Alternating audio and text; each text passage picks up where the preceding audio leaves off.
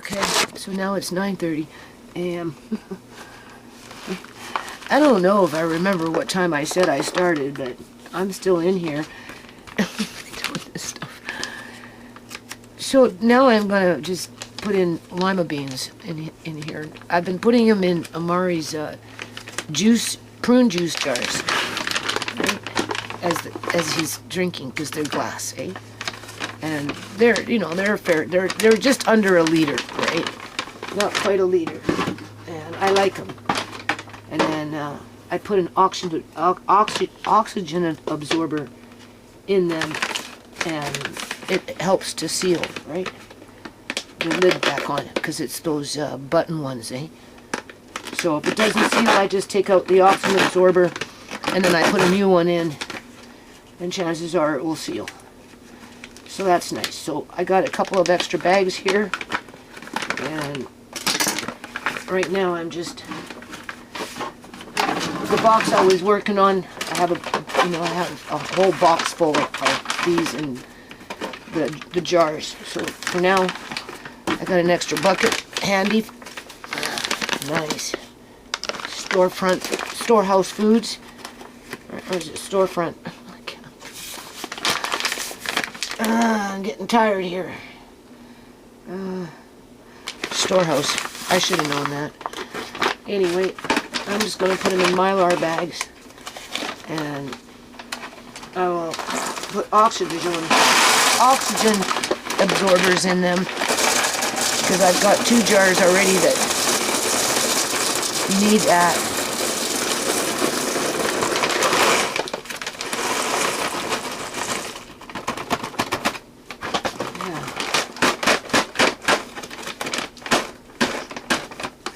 It only gets me a half a gallon, 5 pounds. Whatever, it's okay. So I'm thinking, right? The creditor is 1 creditor, 2. 2 creditors are starting to call me now, right? And because I told one that I wasn't going to make a payment, right? Because when are you gonna make? You're 2 months behind. And I'm like, well, I'm not. I'm going towards bankruptcy here, so I can't. Oh, well, it's, procedure, or is going to go now to, collection agency. Right? So they're, like, really starting to harass me. Oh, yeah, acting like a judge. Well, the one yesterday on the phone was acting like a freaking judge. Well, how can you pay your BMO MasterCard, but you're not paying this card? I said, are you advocating for BMO, Bank of Montreal? No, I'm not. Well, then why are you asking me that question? As if it's any of your business, right? Where did you get that information from? Well, obviously they do, your credit report, right? But I don't care about credit anymore. Hell, I'm looking at walking away here soon. Leave everything behind. Yeah. If it gets real down and dirty, I'll just tell Marcane or Tisha, probably Marcane, it would be in his best interest to move into the house. I'll leave. I'll leave like Sierra was forced out of the house. Yep. And then this way, if I leave, Marcane can come in. He can take out whatever he wants. I won't be here. It won't bother me. And he can be bossed around by the social workers and by the fucking fire department and whatever and get rid of this, get rid of that. If he's smart, he'll try and say what's important and versus fall to the anxiety around it and be wasteful and hasty, right? Because, and then he'll have more than enough to pay the rent in this house, up and down. Yeah. Yeah. And I'll leave. I'll just leave. Yeah. And then if they don't want to stay here, Marina and Marcane and Andre and Amari, well, they'll have more than enough money to fucking leave. Because I can go on the streets Seriously, I can go on the streets, get my quote-unquote little welfare disability check. Yeah, and I can give him half of it to fucking start packing up and moving out. You guys go live, and I'll be fine. I'm not afraid. I'm not fucking afraid. Nope. It's not fair to Omari that he's being used as a tool to manipulate a situation on a whole bunch of assumptions when there's no history. Oh, sure, there's so-and-so called me for a loose screw on a rail. You know, the paramedics came in and got Omari and called social services on me, and what did they do? They came by, blah, keep the path clear, whatever. It's always going to be, you don't even know. I worked down the hall. I got boxes there, empty boxes there, a couple of boxes with tea bags, and you know, I'm filling up a few more Mylar bags for things that I can do later in terms of putting it into a jar. And now I'm stressing out over that stupid freaking box, even though I got rid of the damn box. You know what I mean? And after I'm done this little area in here, it's a joke. It's a joke. So the easiest and the simplest solution is for me just to leave. Like, Sierra, don't come home. If you come home, we're coming in with the cops and we're taking out Andre. Why can't I come home? Well, because you've been tardy and you haven't been coming home when you quote unquote are supposed to, right? So we're telling you just not to come home right now, you know, because, right? That's what it was for not coming home, because, you know, 4 o'clock in the morning, I'm calling her, where are you? You know, whatever, staying away from fucking Joan Duncan downstairs. But I didn't realize it at that time. I just knew I was doing double shifts and I was tired, right? And of course, when the social workers came to close her file, well, how is it going? How is it going? Everybody was bitching on about how, you know, I mean, you know, 3 times a week, you know, she wasn't coming home on time. She'd go out and say, oh, I'd be back by 10 or 11, and, you know, 2 o'clock in the morning, you're calling and saying, where are you? Just come back. Like, we're tired. We need to go to sleep. And, but she wasn't doing drugs or anything like that. She wasn't doing anything bad. So, for that, she got kicked out because the social worker wanted to teach her a lesson.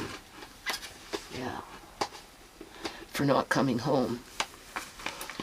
Well, as far as I'm concerned, they're running me out of my house. And if they're not running me out of my house, they're running me into an early grave. Yeah. Oh God, don't tell me I lost these stupid freaking pens again. Oh my Lord. Like 3 times over. Okay, so I have to come back with oxygen absorbers and put them in here later, right? So, lima beans. Large. These are nice.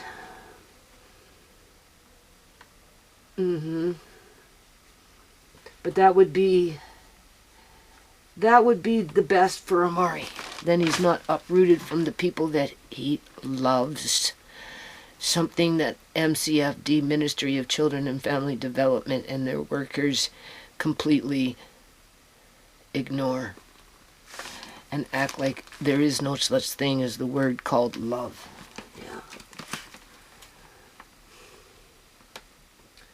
Yeah.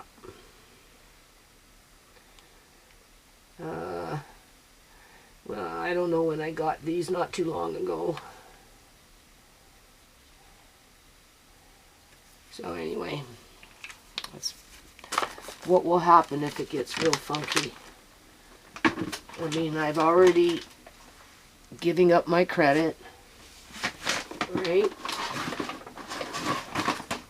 Covering the bills that are most important, right? I'm on my last ditch attempt with the foundation. That's what I've told those people over there, is either you guys step up to the plate or there's not going to be any more foundation, because honestly I'm getting kind of tired of it, you know. And what's left.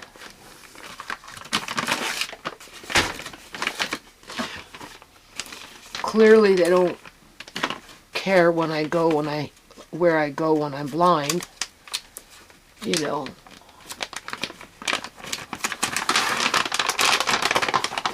I don't think so. Straight to MAID. That's what they want. Go sign up for MAID. Yeah, let us help you. We'll pay for your taxi to get there. Don't worry about your body. We'll take care of that. Yeah, we know how you take care of bodies. Dead bodies, that is. We know.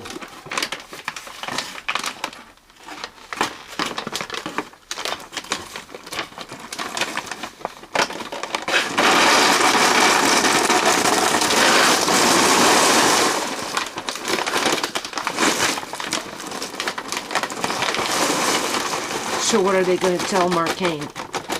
He can't move in? Yeah, right.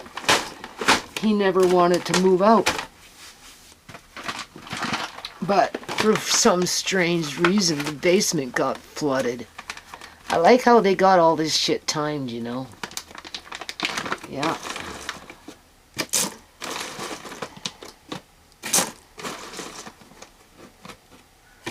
And honestly, I already think somebody has been talking to my eye doctor before this even happened. Yeah. Because when I go see him, you know, there's certain little things that he says. Right?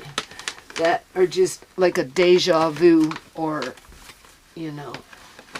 He's not a mind reader, so why would you say that? And he's certainly not some fly on the wall spying on me. You know how they say walls, you know, hear things, right? There was a way they used to say it when I was a kid. We know about the fly on the wall spying. And then be careful what you say, because you don't know what's in the walls, right? So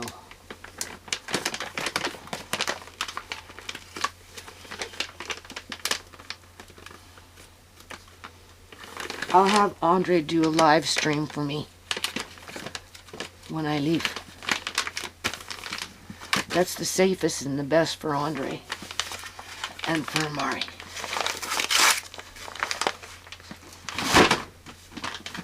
Come on. This is not going to close at this rate. It's a small bucket. Yeah. And I'll go downtown. That's where I'll go. And I'll look for a U.S. consulate.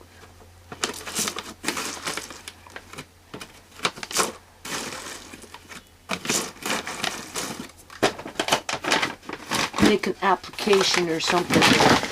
Or something.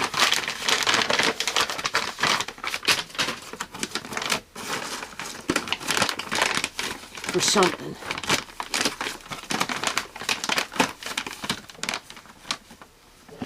File my paperwork wherever I need to file it. File my police report. Just for the file number, like I did with Smash and Grab Rhea. Don't expect much from it though, right? But it's like that cop said when I filed that police report against Smash and Grab Rhea for stealing my shit, right? He said, well, there's nothing we can do about it right now, but it's on file. So, you never know. It might come in handy one day.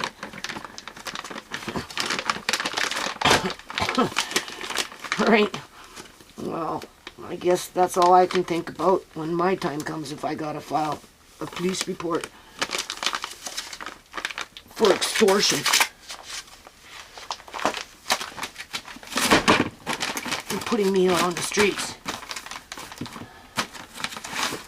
Okay, so what do we got now? We still got a little bit of room, but nothing to put in there. So we don't need to worry about that just yet.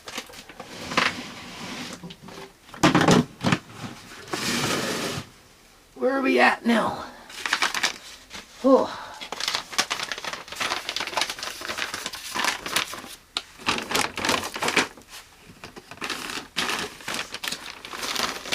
Doesn't matter what you do, it's always the same. It has to be completely empty.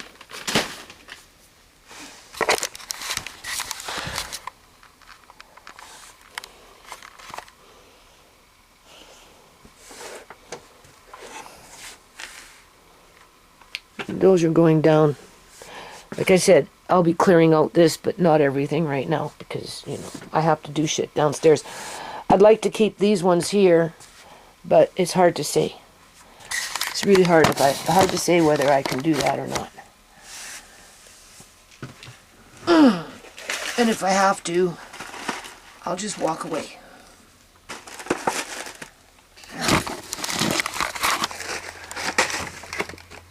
Go with the path of least resistance.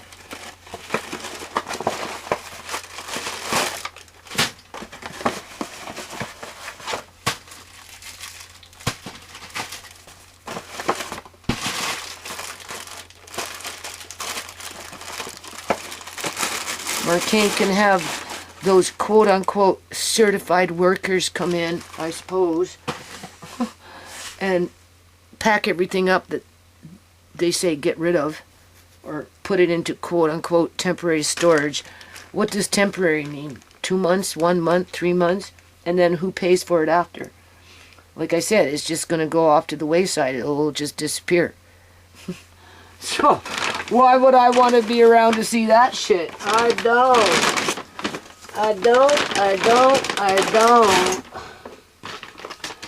Right? But, you know, so it's not like he has to do everything by himself there, right? I'm sure they'll help him out with that.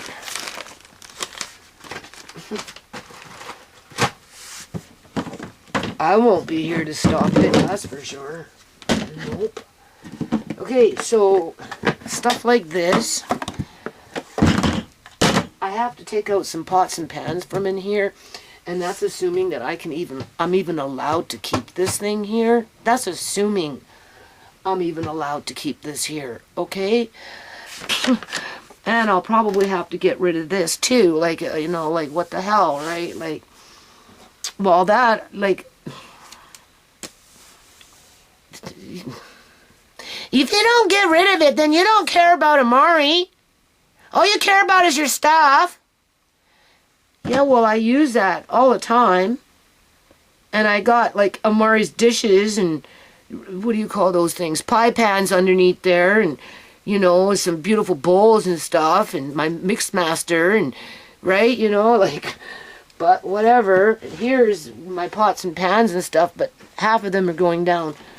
And then this is Amari's. Well, it's to make, I want to make those little desserts for him. So I have the jars all ready to go with the lids. I have no place to put it because it's tacky. This kitchen is tacky. And when you start doing yard work and, you know, you got your tools or whatever, it doesn't matter, like, we'll see. Okay. So I think I'm just going to end this video. And then I'm getting tired. I got to have a coffee or something. Like, I've been going for hours already with this. I've been, like, 11 days straight. Okay. So now it's the next day. What is it? February 23rd, 2026, 6 a.m. in the morning. Amari's got a EEG coming up very soon. And they want me to get him on some kind of sleeping schedule that I don't even know if it's possible. Because I got up at, oh my God, do you see this mess? Oh, lordy, lordy. But we're going in for the big bad boys here, so, yeah. So anyway, Yeah, I got up because I've been working, right? And I went to sleep for a little while. Maybe where I can put this, I'm just trying to figure it out. I went to sleep for a little while. Right? I gotta work in here. I went to sleep for a little while. And when I woke up, I don't know, I think it was about 1:30 or something, a.m. in the morning. Amari was up, Andre was running around, he getting ready to go to sleep, whatever. Amari has been up before I even woke up.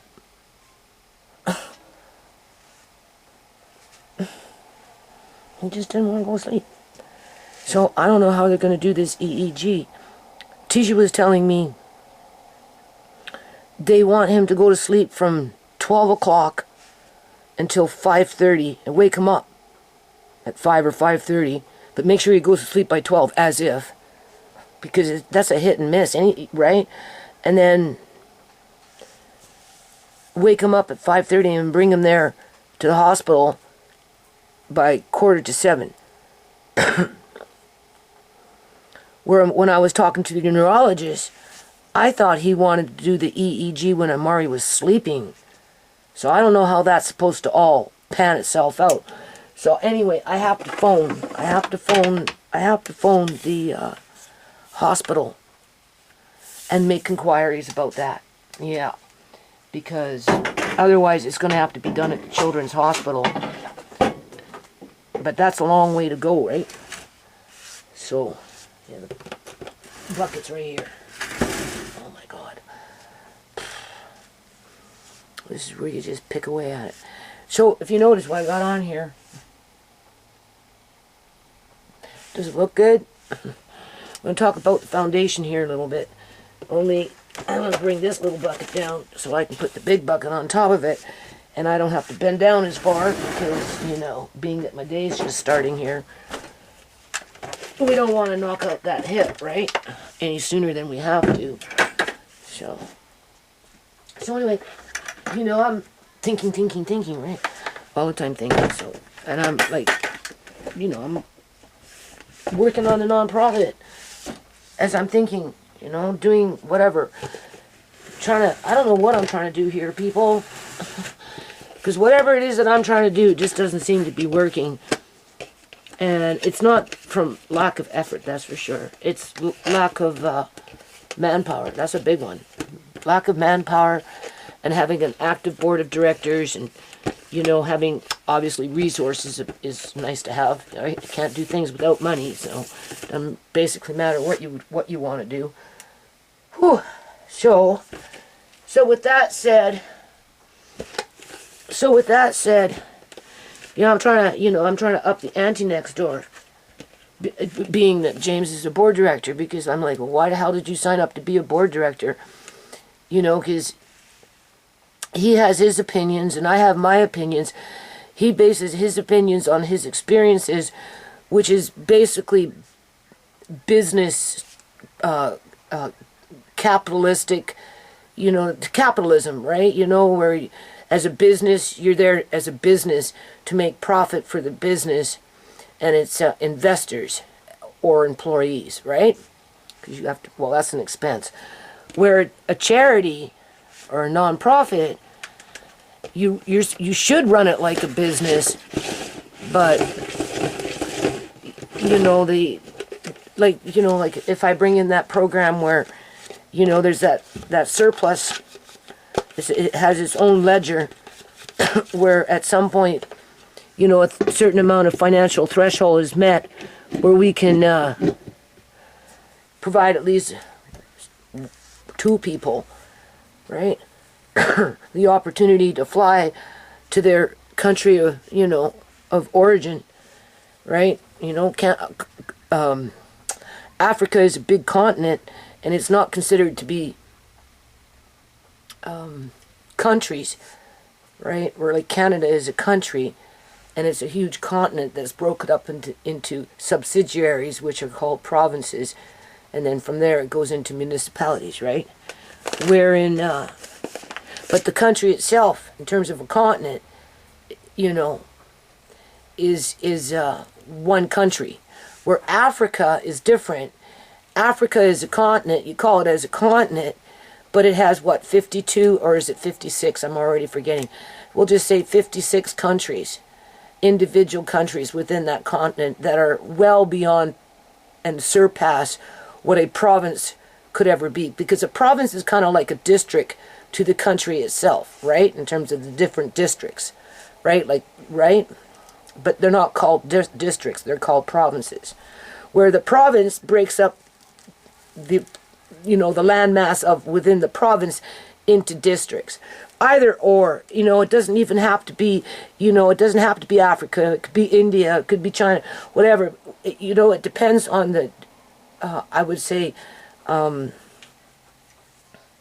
minority group that you're working with as a charity, right? Like if I lived in Richmond, for example, and I was running around with a bunch of Mandarin people and Koreans, and because that was the minority within my community, then of course, you know, whatever program I'm trying to implement would be applicable to that same ethnic minority, ethnic majority, right?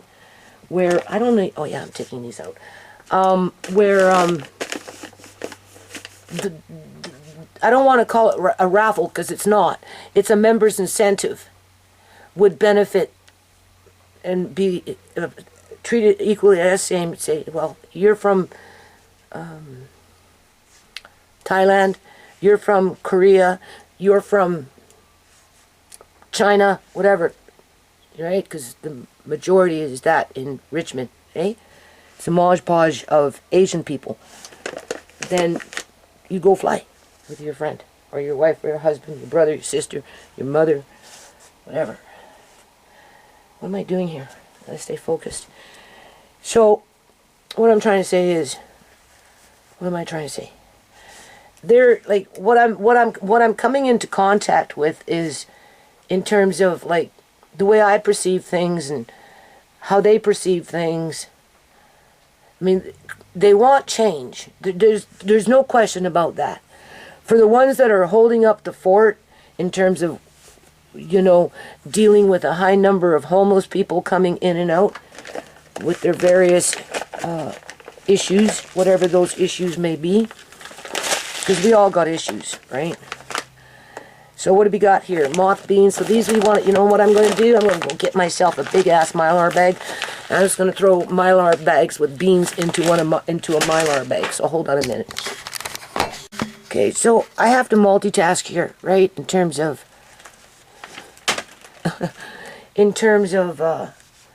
doing two things at once. Talking, which, as I'm doing, sometimes you get those little glitches in there, right? But... anyway, this here, and plus I talk about two separate subjects, right? I'm flipping. That's kind of big. That's a 5-gallon Mylar bag, but it has a Ziploc on it. This one is not. This one's too big for what I need, so I'm hoping these will be a little better. So we're gonna open up this bag. All right. So I don't know, you know, it's funny how when you're sitting around doing things, whatever, you're thinking, it all makes sense in your head as you're thinking through it, right? And then you're like, oh, and especially if you're a YouTuber and, you know, you got to have that gift of the gab and you got to talk, and, you know, whether you retain your audience or not, because I've had people come into contact with my videos, and then, you know, they just go from video to video to video to video, and I mean... the only time that I find is when people do that kind of thing and they think that they've watched enough of your videos that they know you and they can predict what you're going to do and yada yada yada. And then you come into a conflict where you either agree to disagree so that you guys can continue to get along, or you separate and you go your separate ways because the conflict is very strong and, you know, people have a point to prove, right? I don't need that for that. So, how does this relate to what I'm dealing with now? The people that I am dealing with, this is the size I want. This is perfect. Look how nice that is. That, I would say, is about a 3-gallon, yeah, 1, 2, 3. A little over maybe 3 gallons. This is nice. I like this size. This is exactly what I need. Because I don't want to buy no more buckets. And I need buckets. So, there's one thing. Okay, so we were talking about the 2 different types of businesses. Where I don't want to, well, you see, this is where you have to be careful. Because not only do the business people have businesses, quote unquote, they also work with charities, but they do it on a totally different level than I do. And that's where the conflict comes in. That's where the misunderstanding comes in. That's where the argument begins, right? Because everybody's got an opinion. But not everybody's walk the walk, right? And everybody has different obstacles in front of them, right? In terms of dealing with the public and, getting corporate donations or, trying to get people to, I'll tell you, one reason that organizations like World Vision, UNICEF, the larger ones, right? Red Cross are, I suppose, self-sustaining in terms of they get a lot of member support, is because somehow, some way, through time, those organizations have tapped right into the government itself, where the employees within the quote-unquote healthcare system, which is a lot of employees, along with the Ministry of Children and Family Development, which is a lot of employees.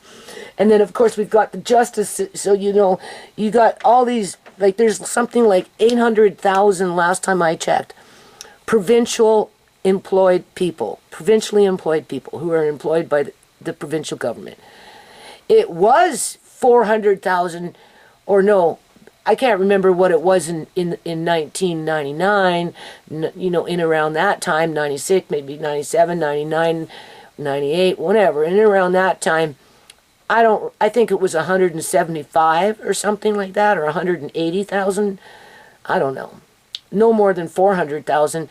And then if you were to Google and bring up their income statement, their budget reports, their fiscal budget reports, and depending on how they write them and how easy it is to read them, you can see how many employees that they have for the province, because it's listed, right? And so they take the donation right from the government employees' paychecks. And that's why organizations like, not including private donations, right, from corporations, but a big bulk of it is government employees agreeing to have that taken off their checks as they're being paid, so it can be redirected to those certified charities. But then time goes by and you find out that the CEO, well, the board director, somebody's getting paid in there who technically probably shouldn't be getting paid, right? Because when you work for a charity as a board director, you don't get paid for it, but somebody's getting over, 6-figure incomes. Yeah. That's a lot of money being paid by government workers. And because it's, rigged to look trustworthy, that's when the corporations make their big donations. And everything becomes a tax write-off because they're registered charities. Whereas yesterday, I was trying to talk to that fella, right, that, I'm asking to help consider writing some grants applications for, but it's got to be in a certain kind of way, from based on what I know, with what I've been doing all these years, paper-wise, right? And like, I'm asking him questions about how he does things. He doesn't want to answer, and finally he starts answering, and for me it's not computing based on what I've tried to do by the way that I've done it. And so there's no real meeting of the minds, right?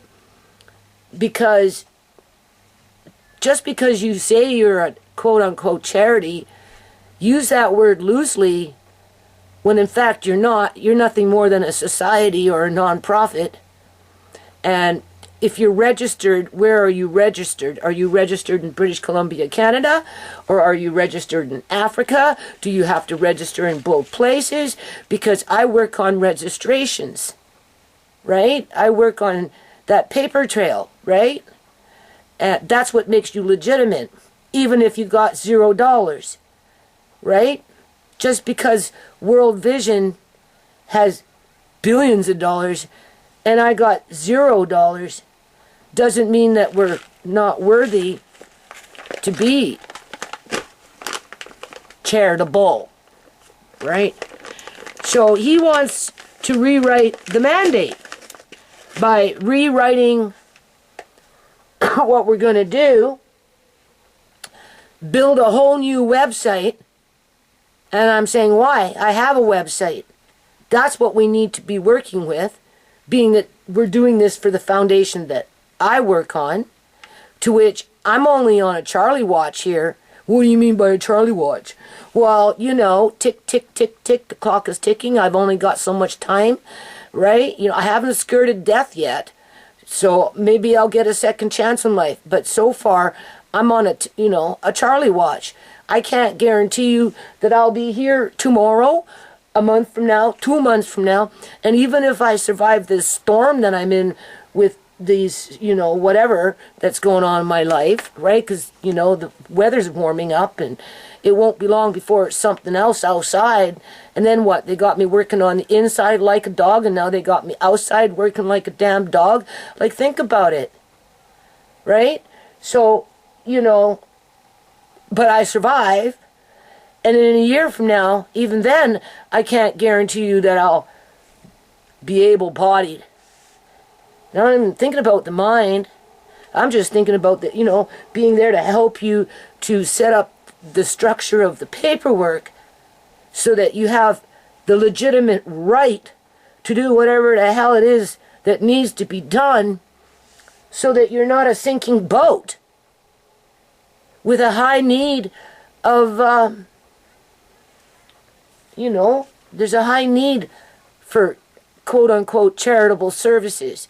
But it's got to be in such a way where it's documented, right?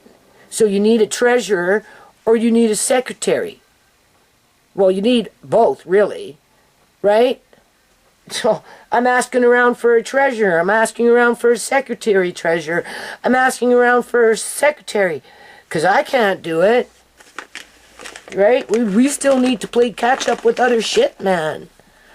Or I forfeit on the foundation because I told him next door yesterday it's my last ditch attempt with you guys. Right? You're the misfit crew. What can I say?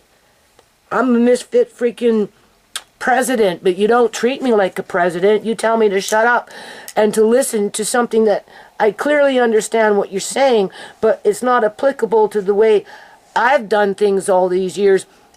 And I don't mind being a little bit of a rebel and breaking a few rules along the way, bending, turning a blind eye. White people are going to be people.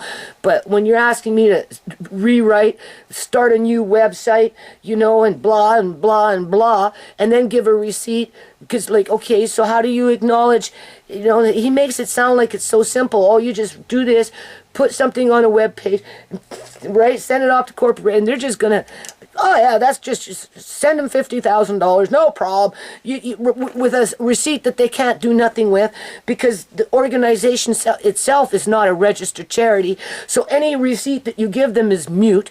And anytime you're dealing with freaking corporation, they want those receipts because it's a tax write-off, big or small, it doesn't matter. They operate on those tax receipts, exemptions, right? You know what I'm saying? Hell, you can't even walk down the street in your local neighborhood, knock on a freaking business door, say, hey man, this is what I'm doing for the community. Can you support $50? The first thing they're going to say to you is no, no, no, no, no, because you're the 50th person standing in line, and I already support the first, and I don't got no more. I'm tapped out. So there you go. You go from door to door to door to door to door to have it slammed in your face, slammed in your face, slammed in your face. Unless, of course, maybe you're a freaking crook and you can cut some backroom deals with the crooks over there that are running that business. Don't like competition, if you know what I mean. There's a reason why people get oppressed and stay locked into poverty.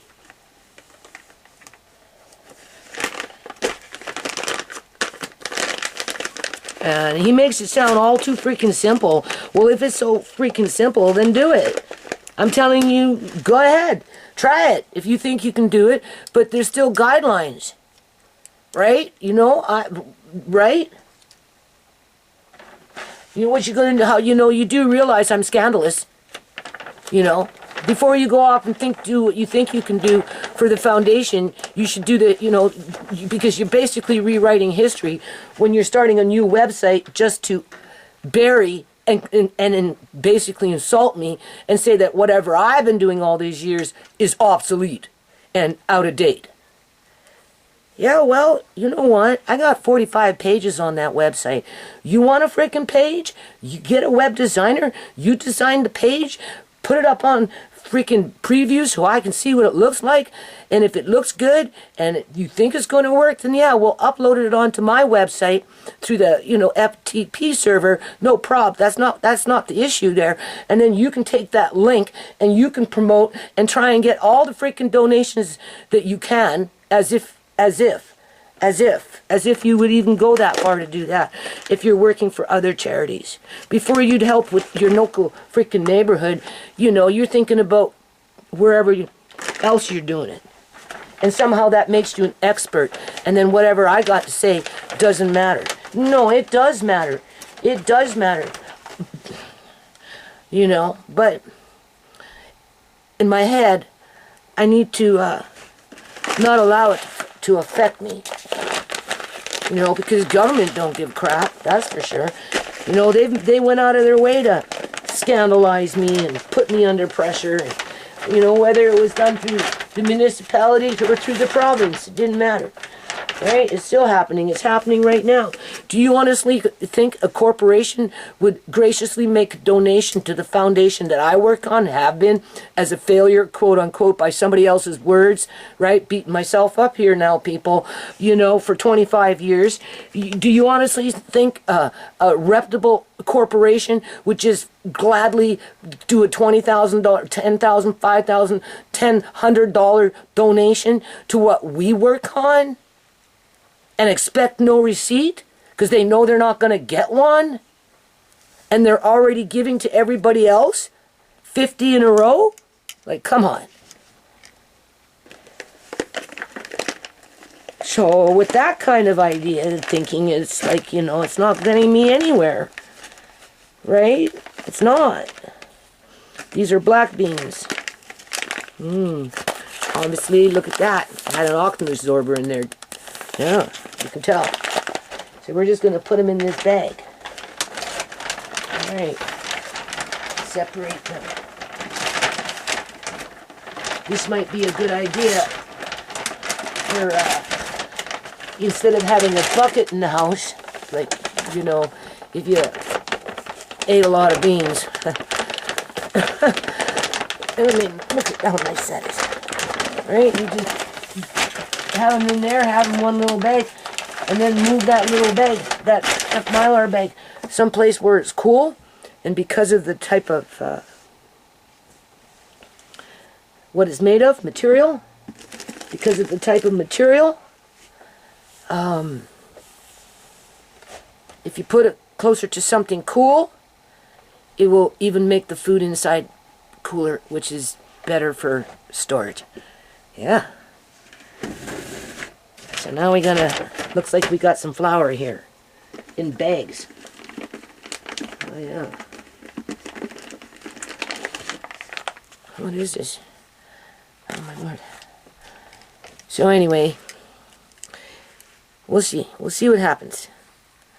I'm just gonna keep doing what I'm doing. I told him you can't erase history. There's history around the foundation.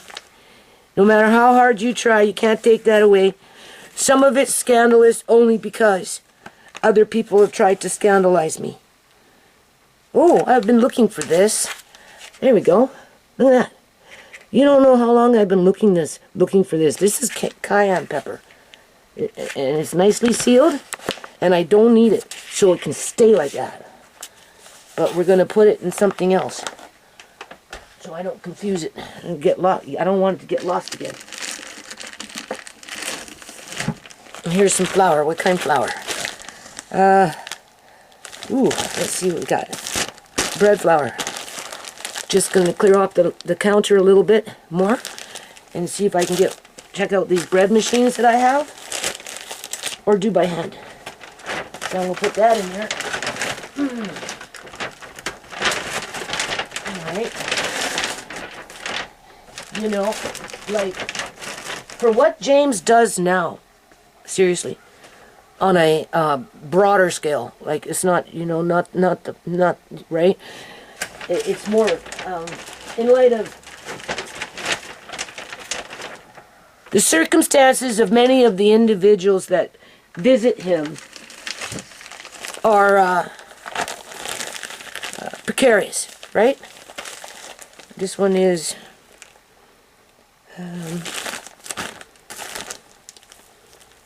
bread flour too. So there you go.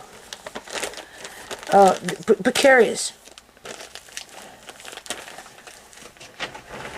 So with that, oftentimes he feeds them, and they give him no money. Because what money they have is very limited and goes very quickly to where they're broke again for the next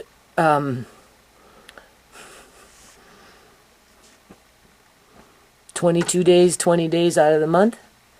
Sooner than that. The next day, really. Right? Doesn't take long to spend $1,000 or whatever it is that the government gives these people. And if you're homeless, you even get less because you don't get the housing part. Yeah.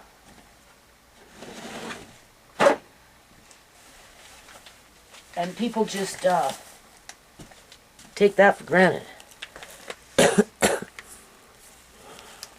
Like people that have things. Right. And they quickly forget and ignore the problem that is brewing and increasing. So this is self-rising flour.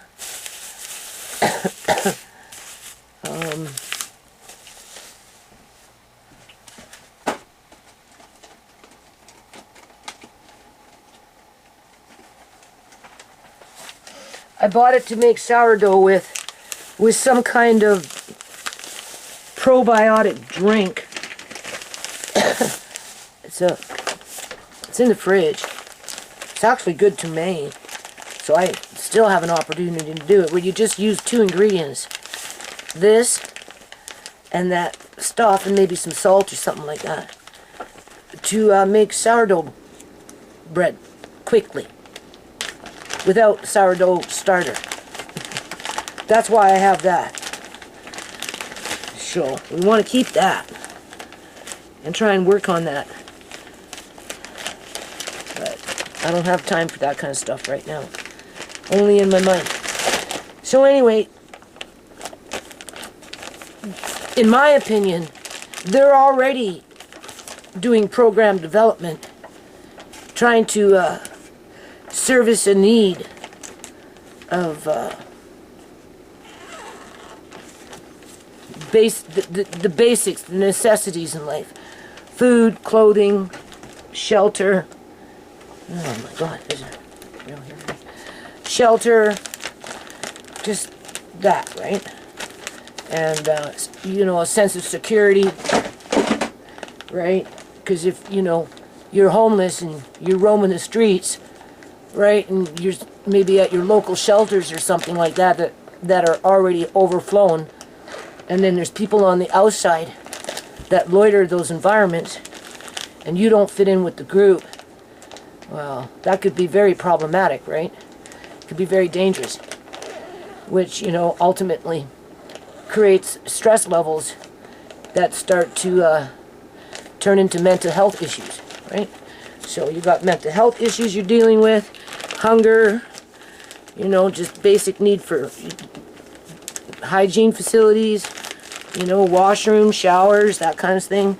Some of these people, they haven't had a bath in over a month, and they're sleeping in cars and or whatever, right?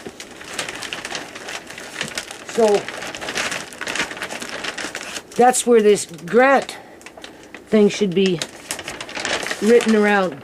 But the problem with that, though, is, and this is where I agree with Kalahari, as soon as you involve the government, in comes the codes, in comes the licensing, in comes the restrictions, in comes the inspections, yada yada yada. And if you don't pay the blackmail money or the extortion money to the hood rats that are running the neighborhood, whether it's on the streets or in the businesses, because competition is rough out there, you know what they say about the jungle, right?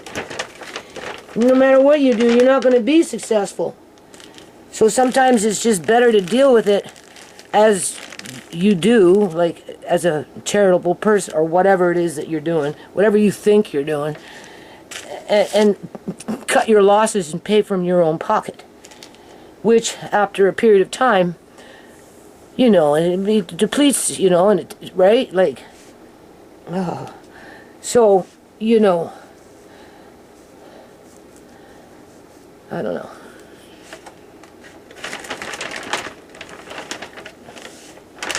You need a lot of money to get a community center to figure it out. And to provide at least some kind of basic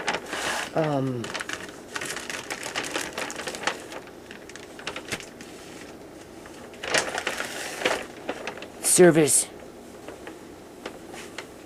Like at the front room, you know, they make they had a little kitchen. I don't even know if the front room's there anymore, but, you know, they'd make their meals and people would come and have the meal. They had 2 washrooms, but it always ended up just being one that was in terrible condition. Well, everybody in there was basically addicts or alcoholics and or whoever, right? The majority were addicts and alcoholics, right? Not everybody was. And that was being run by a non-profit, right? But it had to follow the rules within their budget, right? So, you know, it's maybe it just takes a special kind of person to like, I don't understand it. If you're doing this, this, and this, and this, and this, you can clearly see it's a sinking boat. You can't expect it to go on forever and uninterrupted and not come into a hiccup or lose it all. You know, it only takes one to fall off the domino for it to all come apart, right? You know what I'm saying?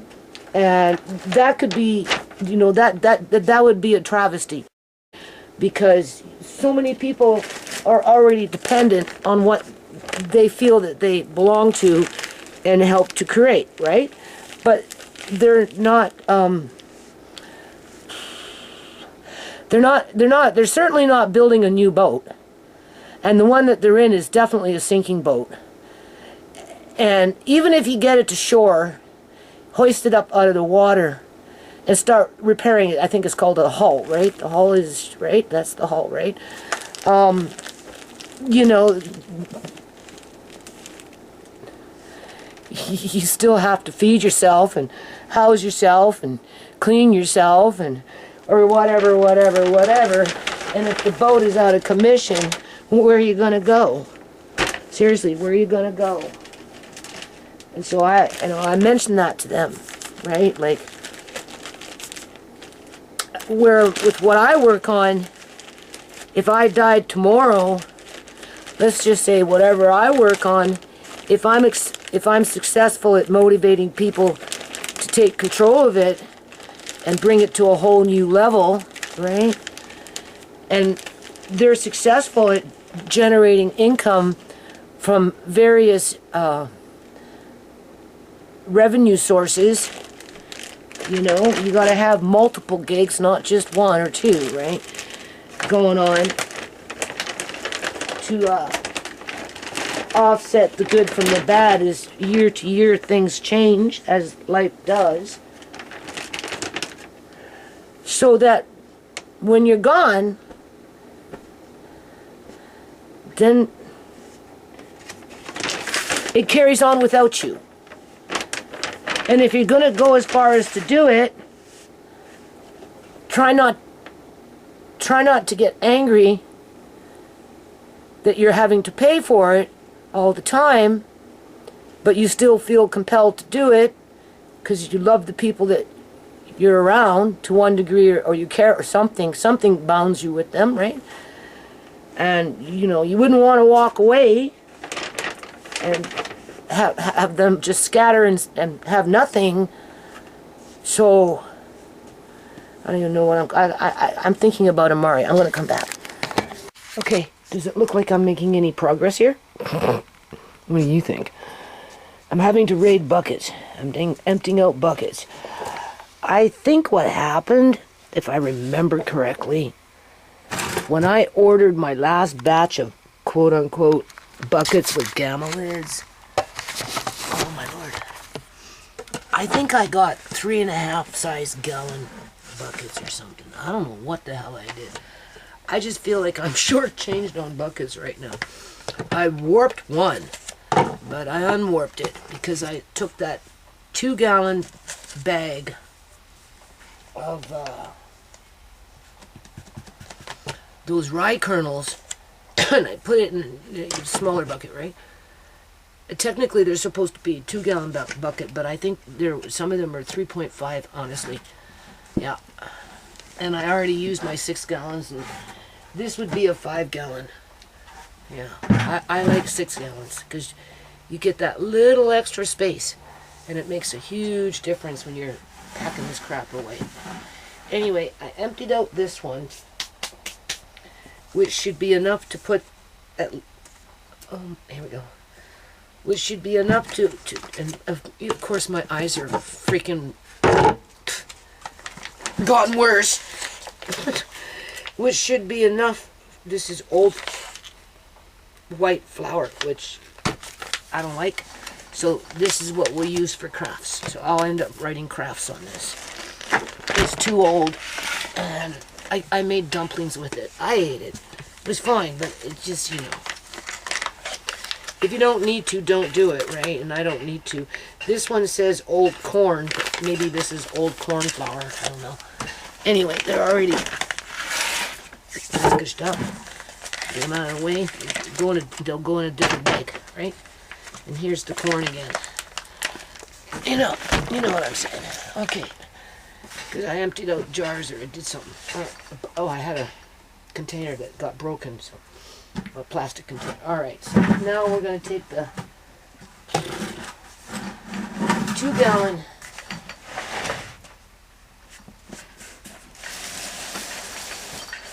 kind of revamping the kitchen over here. Where is it? Maybe still in the bucket, I don't know. Or is that it? That's it right here. and those oxygen absorbers. Alrighty, working. There we go. That's like almost 20 pounds right there. Yeah. No, I don't know. I don't know how much. If I had a 6-gallon, I'd have no problem getting this in there with 2 of those other things, but I don't know. I don't know.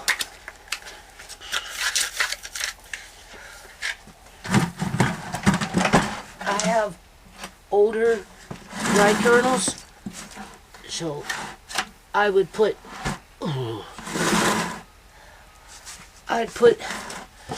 these away further to the back. And when I get downstairs into Auntie Chemay's room and start digging around there, I'll pull out the older ones. And then we'll take a boo and see how they held up.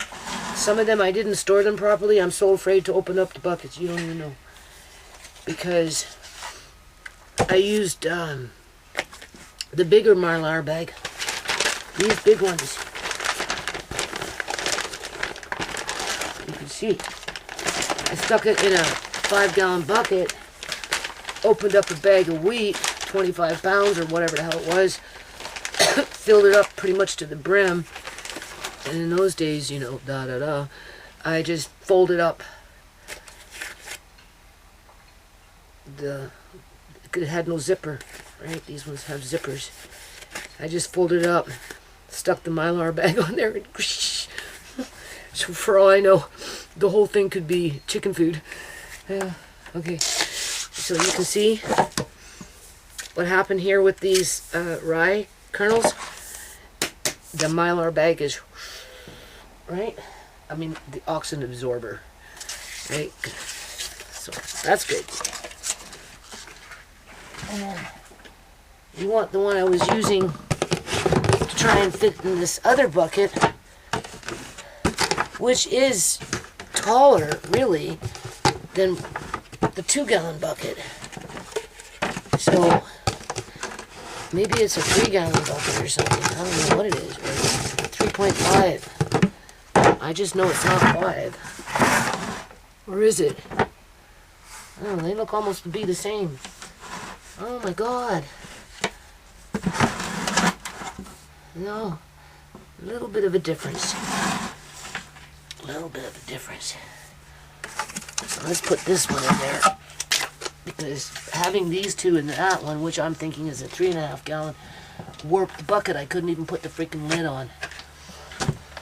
So I took everything out and just jimmied it all back in and whatever, and the lid eventually went back on, but if I would have left it like that, forget it.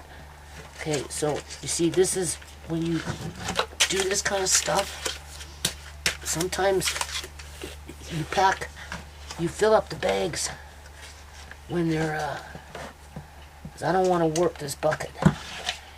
You fill up the bags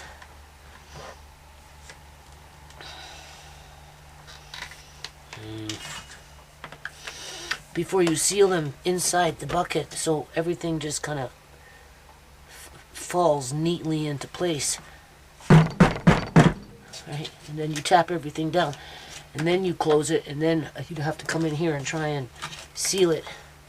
Otherwise, this is the problem you're going to have if you make a bag that's too big, or it's not conforming as much as you'd like it to.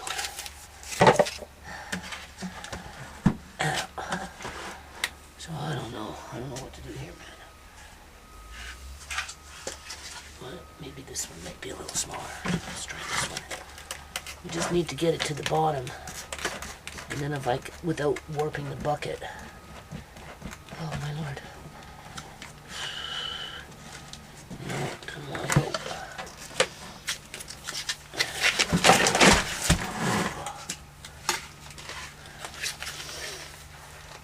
Makes you want to go exercise, huh? So what I'm doing is I'm using my elbow area to flatten the bag a bit so I can fit it in. It's amazing how humans think, you know? Use your elbow as a tool. Yeah. My son, you use me as a tool. No, I use my elbow as a tool. Yeah. All right, let's see if that worked. Look at that. Now that takes smarts. It just went shoop. Remember that? When you get frustrated filling up these buckets, bitch won't fit in. Well, when there's a will, there's a way. I just showed you one way. And it went in there perfect. Okay, so now if I'm lucky enough, I can get those other two and curl your tips in, right? If I can get those other two bags that are sealed with oxygen absorbers in here with the rye kernels, then I've got one full bucket, and I'm happy. So even if I go downstairs and find a mistake because I didn't seal the bag when I closed the bucket, and somehow, some way, I did put oxygen absorbers into the bags, but it wasn't sealed. So what good that did, I don't know. So Shmai's room is really nice.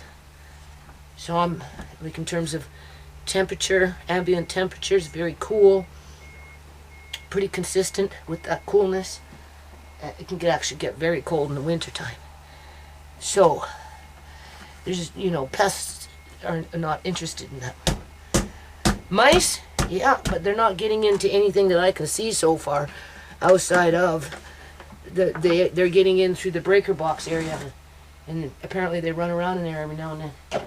So Andre put a whole bunch of what do you call those things?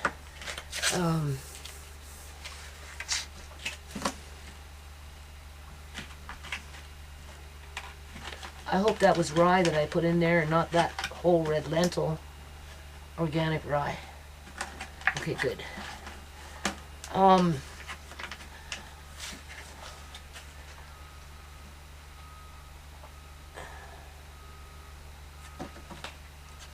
my God. I think this is lentils. This was lentils. And I want lentils. Just keep everything right. Those sticky traps, right? I already caught 3 in there. All on one trap. All up by the breaker box. I put lots of that homemade mouse poison crap. Mashed potato with aspartame in it. I think I put some peanut butter in there with aspartame in it. Right? I'll give them a choice. A choice of their gourmet meal. Now, you see, this is where you're short. No, I don't like that. This is where you want a 6-gallon bucket.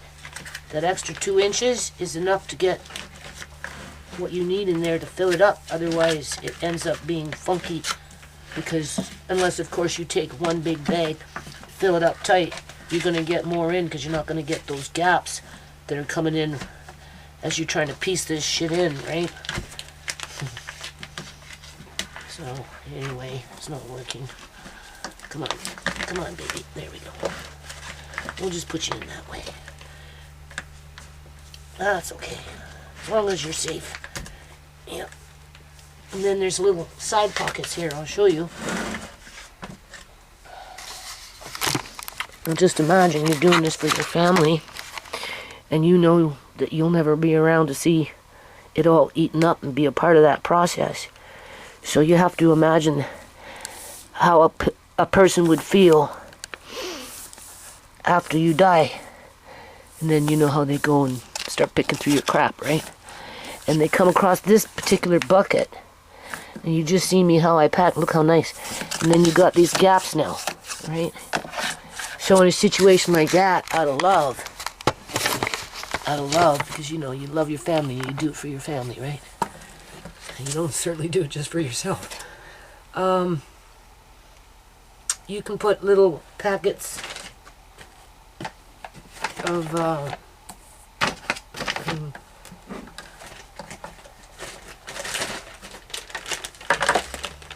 spice,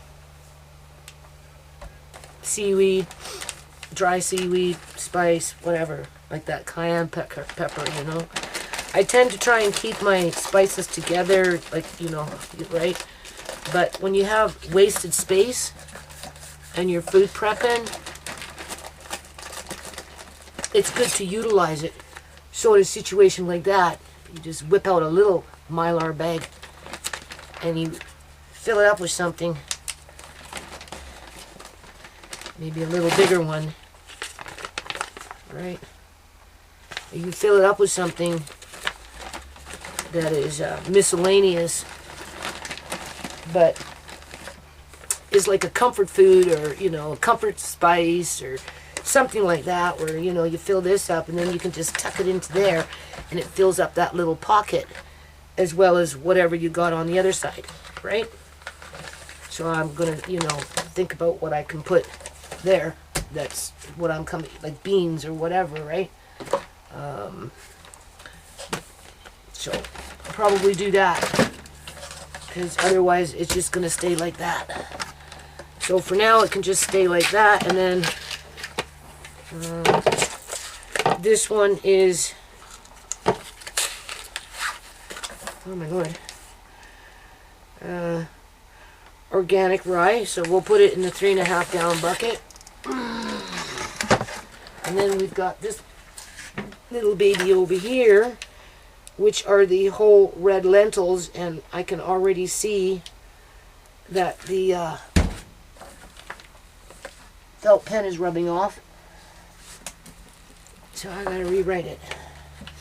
Did it coming off? Because that pen was not a very good pen. So try to remember to do this. Sometimes I forget, and then you come back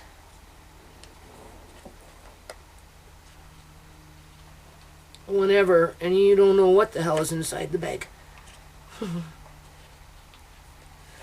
Yeah. Okay. So now we're going to put that, I'll have to find that, into this bucket, which is, I'm pretty sure, a 3.5 gallon bucket. I thought I'd try them out, see if I like them. No. I don't like them. I like 6 gallons and 2 gallons. I'll take a 5 if I can't get a 6, but I prefer 6 gallons. Yeah. Takes away the frustration of trying to pack them. Anyway, okay. So we know we're looking for two little treats. So when I'm not around and I'm gone because my Charlie watch ticked out, my son or my daughter opens up this container, they'll be, what did Mom leave me?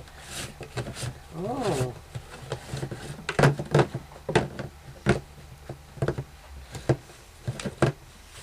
Okay. Come on.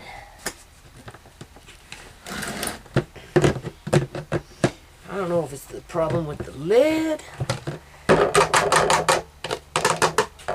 You can see this one is not shiny. Okay? You can see this one is shiny. So the company is switching up on lids. Yeah. Because I bought them from the same place, but there's definitely selling different products here. Yeah. So anyway.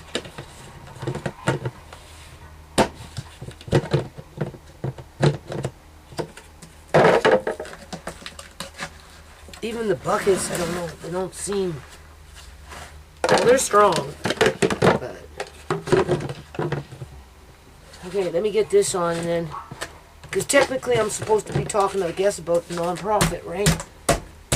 But it's so hard, because, you know, so much competition, and you're dealing with, why is this doing this? You're dealing with gangs within the community on multiple levels of You know, white collar crime, petty crime, whatever. A lot of people just running game. Looking to make a quick buck. As easy and as fast as they can. So what's the problem? What do you think the damn problem is here?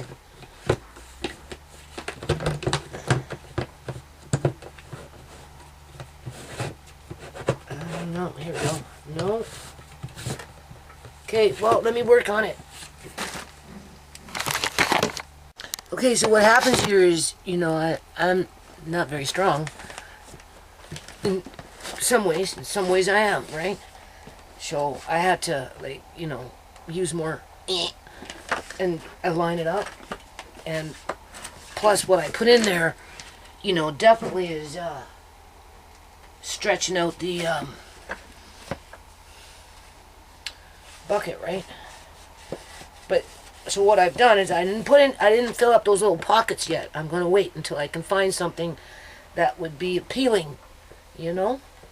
Like I actually have to be honest with you, I have a bucket full of sugars, different types of sugars, and I think I have a box too full of different types of sugars. It was the leftover miscellaneous of other things that I bought, and they're in plastic bags, just kind of all stuck in a box. I could fill up this size bag of brown sugar and another bag of maybe a different kind of brown sugar, just miscellaneous sugars that I have here, right? Not that one. They're in there. I'll show you. And then after they're filled up, you know, for the most part, you know, you can put them in there so that if it really came down to it, you know, you know this, you can eat rye kernels cooked for breakfast, right? In the mornings, you know, make flour, make pancakes, make sourdoughs. You can do all kinds of. You put it in soup, right? You can cook it and eat it like a rice.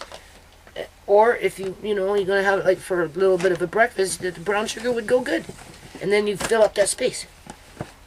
So you open it up and like, rye kernels and brown sugar.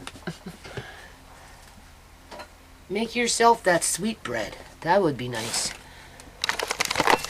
Okay, so I did plug this camera in for a little while. No guarantees, right? So here's a bucket of in 1 gallon jars, extra large flaked oats. You don't want to store instant oats, or even regular oats for that matter, okay? It's better to get them either large flake oats, oat groats, or the oat kernel itself, okay? And then it'll last for years and years and years and years and years and years.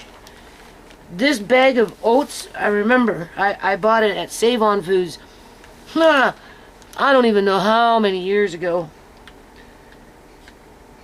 And it sat up in here forever in a brown paper bag. And it wasn't opened. There was another one that was open that was in a plastic bag. But bugs got into that one. But no bugs got into this one. Absolutely none. And so I recharged. I rebagged them up and they're good. Yeah? Large oats. And they were bought in a grocery store, 22-pound bag in those days, right? And I don't even know. I can't even put a time frame on it. Oh, I don't know. I'm gonna put 2015 if I had to say when I bought it, because Shemaine was alive at that time. Right? It's just, you know, things get piled in here. You can see what's going on. Right? So anyway, they're good, but the bucket doesn't need to be up here no more. It needs to go downstairs.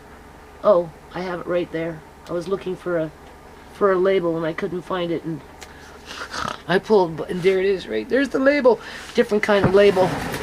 Anyway, all right, and now we got a mystery bucket in here, people. I don't know what's in this bucket. I've already forgot. Holy crumb. And I don't know, with all this construction shit going on, it's so gross. So freaking gross in terms of the grit that comes in through, the cracks of the doors and the windows, and it flies in and it gets into freaking everything. Not where it's supposed to be. I don't know. I don't get it. Okay, I had a rag and now I lost it. I do that a lot too. Because, I work fast. I put the rag down, and because I can't see, that means I've already lost 2 rags since I've been working in this freaking corner. Oh wow, isn't that just grand? I need it. Hold on a minute. Okay, I don't know how long this battery is going to work for, but I just got to keep doing. That was a creditor. A credit card that I've had for over 20 years. I paid back my credit card 3 times over just with the interest alone in all these years. Besides that point, we already know, people, what I'm doing, right? In terms of, I don't even think I can get this bucket out. Oh my God. They want, oh my Lord, let me turn this off and see if I can, well, let's see if I can do it on the camera. Let's see how strong I really am. Sure. No. Come on. Oh, what's making you stick? Oh, you're stuck. Oh, come on. I need a handle. I can probably do it with a handle. Oh my Lord. This is where I need my son. I don't know what the hell is in there.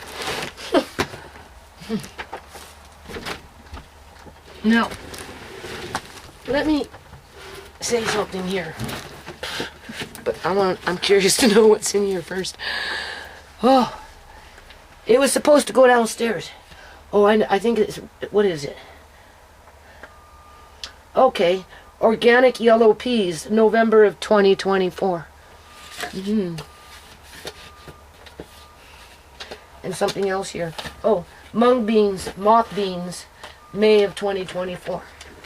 Probably would have bought those at Canadian Superstore or something. And then black lentils, organic, June of 2024. So that's all ready to go downstairs. It should have been downstairs a long time ago. But we know I had issues down there, right? So, anyway, I'm in the process of, well, I have 3 choices, people. These are my choices. I can either file for bankruptcy, okay, and because whatever my so-called income is, which isn't really an income, because it's those quote-unquote subsidies, payments from the provincial government, right? There's for me and Amari on social assistance, and then there's Andre through his portfolio, and I get child support for Sierra, and I get child support from Arcane. And currently, right now, they're both active. Marcane's dad is almost done paying his child support, right? And Marcane is 33, and he's 33 years old, or 34, and I'm still getting child support for him, okay? Which obviously goes to the house, right?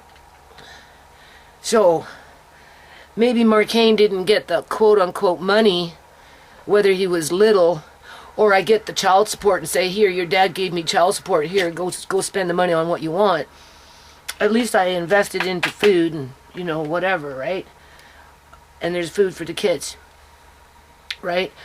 When I've made application for Amari's federal baby bonus to be backdated with the disability, I ended up getting a very large sum of money back from the federal government to compensate for those years where it wasn't paid out. And that's where I really went into the food prepping. And now Sierra's dad, who Sierra at this point, if she was alive, she was 32 when she died in 20. So 2020, she was 32 then when she died. Was lured to her death. And then, so you add on another 6 more years, she'd be 28 or 38 years old. And her dad, with the child support system, right, is now sending me child support payments, which, depending on where you are and with your income and everything, is, you know, so, okay. So with that, because I can't keep up with the bills in terms of the credit cards, because it's pay, use, because it's, you know, it costs money to raise a family and to live and to do whatever and whatever, right? So besides that point, you know, I'm paying all the, okay. So I have 3 choices. I can either go bankrupt, but because I'm a little slightly over that threshold, there's two time periods, one for 9 months and one for 21 months. And then you have to pay $200 or $300 or whatever it is that they stipulate for that time period as the bankruptcy is going through, I suppose, the court, right?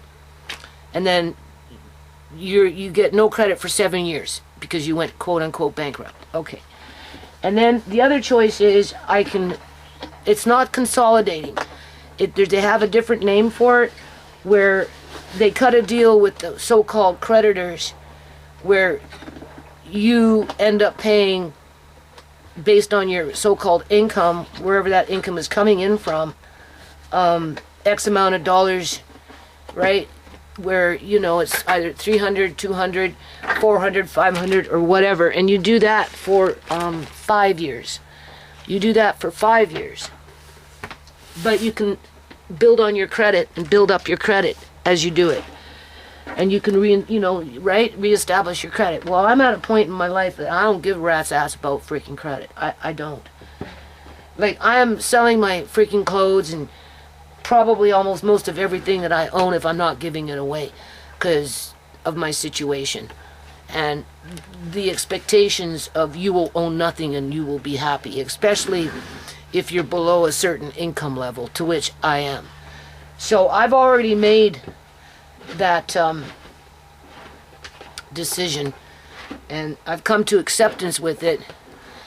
You know, it's like a death. It's like a death, where you actually get to be here in the physical sense of seeing where your stuff goes, right? Versus dying and maybe hoping that you'll see it as a spirit. I get to see it in flesh, right? And be a part of that process. Oh yeah, I was gonna look inside this bucket, wasn't I? What was in there? I already forgot. Anyway, and then the other choice is you don't pay your bills because of my situation, because I am on disability through the province, and Andre is considered a foster child, and that income is protected through the province because of it's tax-free, and it's, meant for Andre, right? So, this food is for Andre as well it is for Mari or anybody else in my family. Some food is better than no food. Besides that point, other people would disagree because they just have too much money where they can always go to the grocery store and always assume the food will be there and they'll never run low. So, who cares, right? But besides that point, I can call judgment proof. When the creditors call me, right? And, they're yada, yada, yada, yada. And I'm like, well, just write it in your file that I'm judgment proof based on my income and where it comes from, because that's what I was advised through those crediting counseling organizations as to what I should do, right? Versus settling to pay 300, 200, whatever, 400 for 5 years as if I wanted that bill, because I don't, because I might not even be around in 5 years from now. And, I'm already losing so much because I don't expect to sell too much, if anything. Maybe something, it's hard to say, never really get a chance for it. everybody's too busy trying to take it away from me. So, you know, it's like running a race. It's like running a race that I can never get ahead on, right? I save the packaging to put things out in the mail to sell, and then I find the packaging outside all wet and ruined. So how the hell can I put anything in the mail if I have no way to package it, right? Yeah, I ask for help to help me sell books, whatever, clothes, doesn't matter. And they don't want to help, but yet they're all screaming at me to get rid of the stupid shit.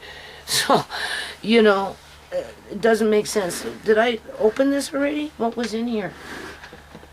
I already forgot. So I've been calling the judgment-proof one. Because honestly, I can't afford the extra $250, $300 a month right now. Because, you know, I'm on a very precarious path here. My rent went up by $100 this month, right? Now I'm having to pay $23.50. Even if I went into an apartment, because of the way the economy is, back to Gateway Place, and I've mentioned it before, 3-bedroom is like $22.50, and that's with mice, cockroaches, bed bugs. Yeah, and yeah, mice, cockroaches, and bed bugs. Those are the 3 main pests that live in those buildings, and they go through the, you know, through the walls and the pipes, the piping system, and the bed bugs travel through the baseboards, and cockroaches just get into everything. So even if you think you don't have them, you have them. So, you know, because they're right there in the building, they've been there for years. So, and I'd be paying $22.50 for that plus my hydro, right? Whatever. So, you know, if I'm quote unquote going bankrupt, something's, I don't know, I gotta go plug this if I'm going bankrupt, if I'm bringing that 5-year thing in, or whether I call judgment proof, you know, it's not gonna matter, because at the end of the day, oh, that's an empty bucket. At the end of the day, I'm losing it all anyway. And like when I got that money from for Amari, like, you know, this is what I did. I started buying buckets and shit, you know. And when I get my child support, this is what I do. I buy stuff like this, right? I don't need to anymore, and I'm glad I did it, because with the rent high and I'm holding down the fort, and you know, I don't know what the hell's gonna happen. All I know is, you know, what, you take me to court. I guess I'll deal with it in court. I've been advised, and they're saying, well, that's not how it works, and how come you can pay your Bank of Montreal MasterCard, but you can't pay the Triangle MasterCard? I'm like, what, like, who are you? Like, are you advocating for Bank of Montreal? Like, no, I'm not. And I'm like, okay, so, and what does that have to do with being judgment proof? Well, that's not how it works, and blah, blah, blah, blah. And I said, well, do you want me to go bankrupt? I'm talking to the collection agency now, because it went to collection agency. Because when they phoned me and said, well, you haven't paid for 2 months, I said, yeah, I don't plan on it, because I'm going judgment proof at this point, in terms of, you know, I'm going to walk that road for a while just to see what happens before I actually go file a bankruptcy, which would put me into a 21-month cycle based on that being, because I get the child support, so it tips me over the edge where, you know, it gets drawn out longer and I pay out even more. You know what I'm saying? I need money to freaking move, maybe, or who knows. I need something. Or just, how about just keep the house going, right? You know, or whatever. Like, you know, I pay people to help. I have to pay people to work in the yard when the spring comes, because if I don't, you know what happens there, right? Right? You know, I'm buying the stuff to hold on a minute. Okay, so just a whole new group of gang stalkers coming. That was Walmart, because I haven't been paying Walmart either, right? You know, I'm trying to just wrap my head around this crap. And trust me, it doesn't make me feel good. It makes me feel crappy, because, you know, you're programmed to, you know, be respectable and pay your bills and don't commit any crimes, and, you know, blah, blah, blah, blah. So, you know, your self-esteem is in your credit card and making payments on it. But I had to make a choice, right? So I've made my choice, and now there's consequences around those choices. And so this phone call wasn't as whatever as the other phone call, because the other phone with the other creditor, anyway, Walmart is saying that if I don't want them calling me up, harassing me for this, that, or whatever, I just have to write their corporation with a cease and desist letter asking them to stop calling me, blah, blah, blah, blah. But at some point, I would suspect that they try and take me to court, right? Now, whether they acknowledge the terminology judgment proof or not, I don't know. This is where I can't be afraid to face what's coming. In other words, if they call me into court, I may have to go to court and stand there and explain myself to the judge, right? And yada yada yada. And if it really does get to that point where, I've got this creditor in my and this creditor and so on, because I have a high debt load, right? Then I'd have to file the bankruptcy or do that 5-year whatever. I wouldn't really have much of a choice outside of maybe being constantly harassed, because I don't think legally they can garnish welfare checks. Creditors, that's the point of the judgment proof. That's what I was advised through a crediting counseling service, right? Because I don't want to commit to a 5-year term where I can build back up my credit, because I'm at the point in my life that I'd be surprised if I'm still alive in 5 years from now. So why would I care if I had credit in 5 years from now? I don't. I've done whatever I had to do, and I got my family through. It was credit, unfortunately, that got me through for the 6 years when I got cut off of welfare in 2003. 5 dependent children, looking after a blind man. Okay? And I had just gotten a credit card, and the legislation that they used, like I said, was illegal. It wasn't even in effect. It had 9 months to go before it actually became quote-unquote law, even though it was illegal and was rescinded. But, so in other words, I went in, I got kicked off of welfare, I just got a credit card, I had other little things. Anyway, got kicked off of welfare, so we'll just say I started off with a zero balance on a credit card. And by the time I went back on welfare 6 years later, because at first they denied me, right? When I put a second application in 3 years later, even though I was looking after a little girl for the Ministry of Children and Family Development, Gari Sundram, without pay, and I was denied welfare, but I was expected to look after that little girl just so I had a roof over my head. Anyway, by the time I went back on welfare, I was already 40 grand in debt. 40 grand. Yeah. And then, this place has been a money pit over the years. Bought tools, whatever, raised a family, whatever, just whatever. You know how it goes. So now I'm on the run with a whole new band of gang stalkers coming out of the woodwork. I'm wondering what these social workers think about that, right? But maybe if my rent wasn't $23.50, whether I'm living here or living in an apartment or something similar to the apartment in terms of a 3-bedroom, paying 24, 25, 27, 23, with or without bugs. What does the government expect? Right?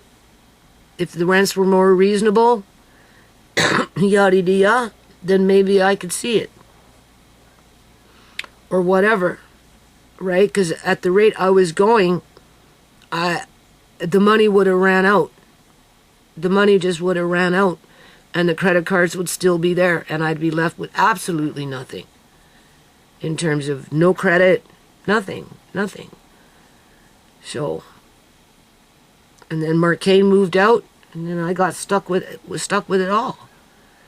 I pay over $3,000 a month just to keep the lights on in this place, and the hydro and the gas, and at this point, right, with the rent, right, and the internet, and basic telephone. That's all I have for a telephone. That's the only thing I use. I just use a basic line, right? So it's not like I'm splurging here or anything. So anyway, we'll just have to wait and see what happens. And it makes me feel ill because, you know, I took pride in paying my bills on time and being that responsible citizen. But, you know, hoodwinked. It's a trap. Everybody knows that. Yeah, everybody knows that. So, you know, if it gets real ugly, well, you can test it. I guess. I don't know. It's a road I never walked on before, and I'm 64 years old. Right? I mean, the best I might get in life is a basement with Amari, with somebody looking after the both of us with love. That's all I want. That's all I care about. Bring in a piano and a few other musical instruments and put on Land Before Time and,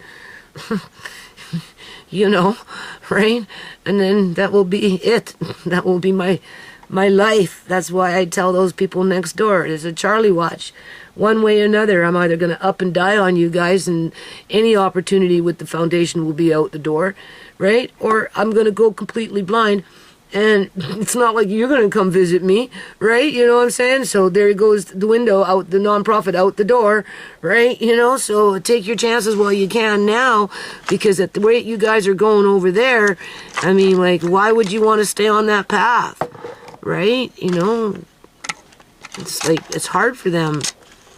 They're taking on too much responsibility where society should be playing the role, right? In terms of helping to solve the issues around poverty and what it really means when it becomes to the point where you're actually homeless, right? Right? Or you just can't afford to rent anything anymore, period, because of what our governments are doing. But we already know what they're trying to do. They're trying to break people's spirits, break this, break that. So eventually you just go sign up for MAID, and then they'll capitalize off of your dead body, ship it off over there and process it for something. Well, somebody else makes money off of it with you being dead now, because your body's worth more, it's more valuable dead than it is alive. Other than that, while you're young, working, paying bills, getting credit, it's debt slavery, right? And then you get to a point where you're either going to pay right up until the bitter end and just pay, use to the point where you can't pay and use anymore. And then sooner or later, they're going to come calling. That's the way I see it for me, right? Based on the future projection of how, life changes and incomes change. And like once Andre ages out, and I don't get that support through Andre with the government for foster care, looking after him as a grandparent, household income, whoosh. How am I going to pay your bill, your Walmart bill? How am I going to pay your MasterCard Triangle bill? I ain't.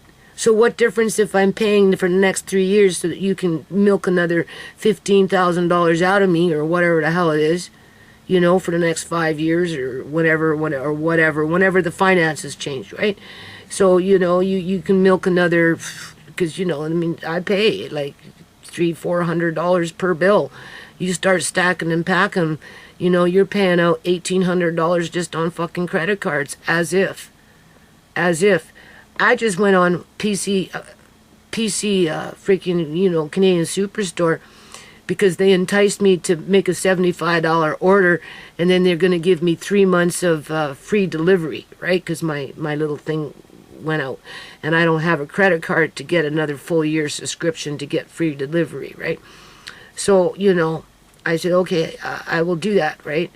So I did that, thinking, try and keep my bill low, right? In terms of, and like, long story short, I spent like my order was 176, but they didn't give me 2 yogurts that I ordered for whatever reason. And I'm telling you, all I bought was 3 cartons of eggs, 2 jugs of milk, two jugs of whipping cream, almost the 1 liter size. I got 2 yogurts, which means I was shortchanged by 2, because we give to Amari constantly this stuff, right? I bought a pack of pork chops, a little pack of, which I have to deal something with. I have to get them in the freezer, so I got to cut them up, and I'm going to cut up the pork belly into chunks, and I'm going to vacuum seal them, get them in the freezer. That's so a little bit of pork belly, a little package of freaking, what is that called? Pork chops, a bag of freaking peppers, I don't know, a few tomatoes, 2 loaves of bread. What else? I bought 2 salsas, because, comfort food and we're stressed out. 4 bags of those, nacho chips or what, Totito restaurant, nachos, right? With the salsa and stuff, eh? And they were like only $3 a bag, so that's the only reason I bought them, and that was 4 of that.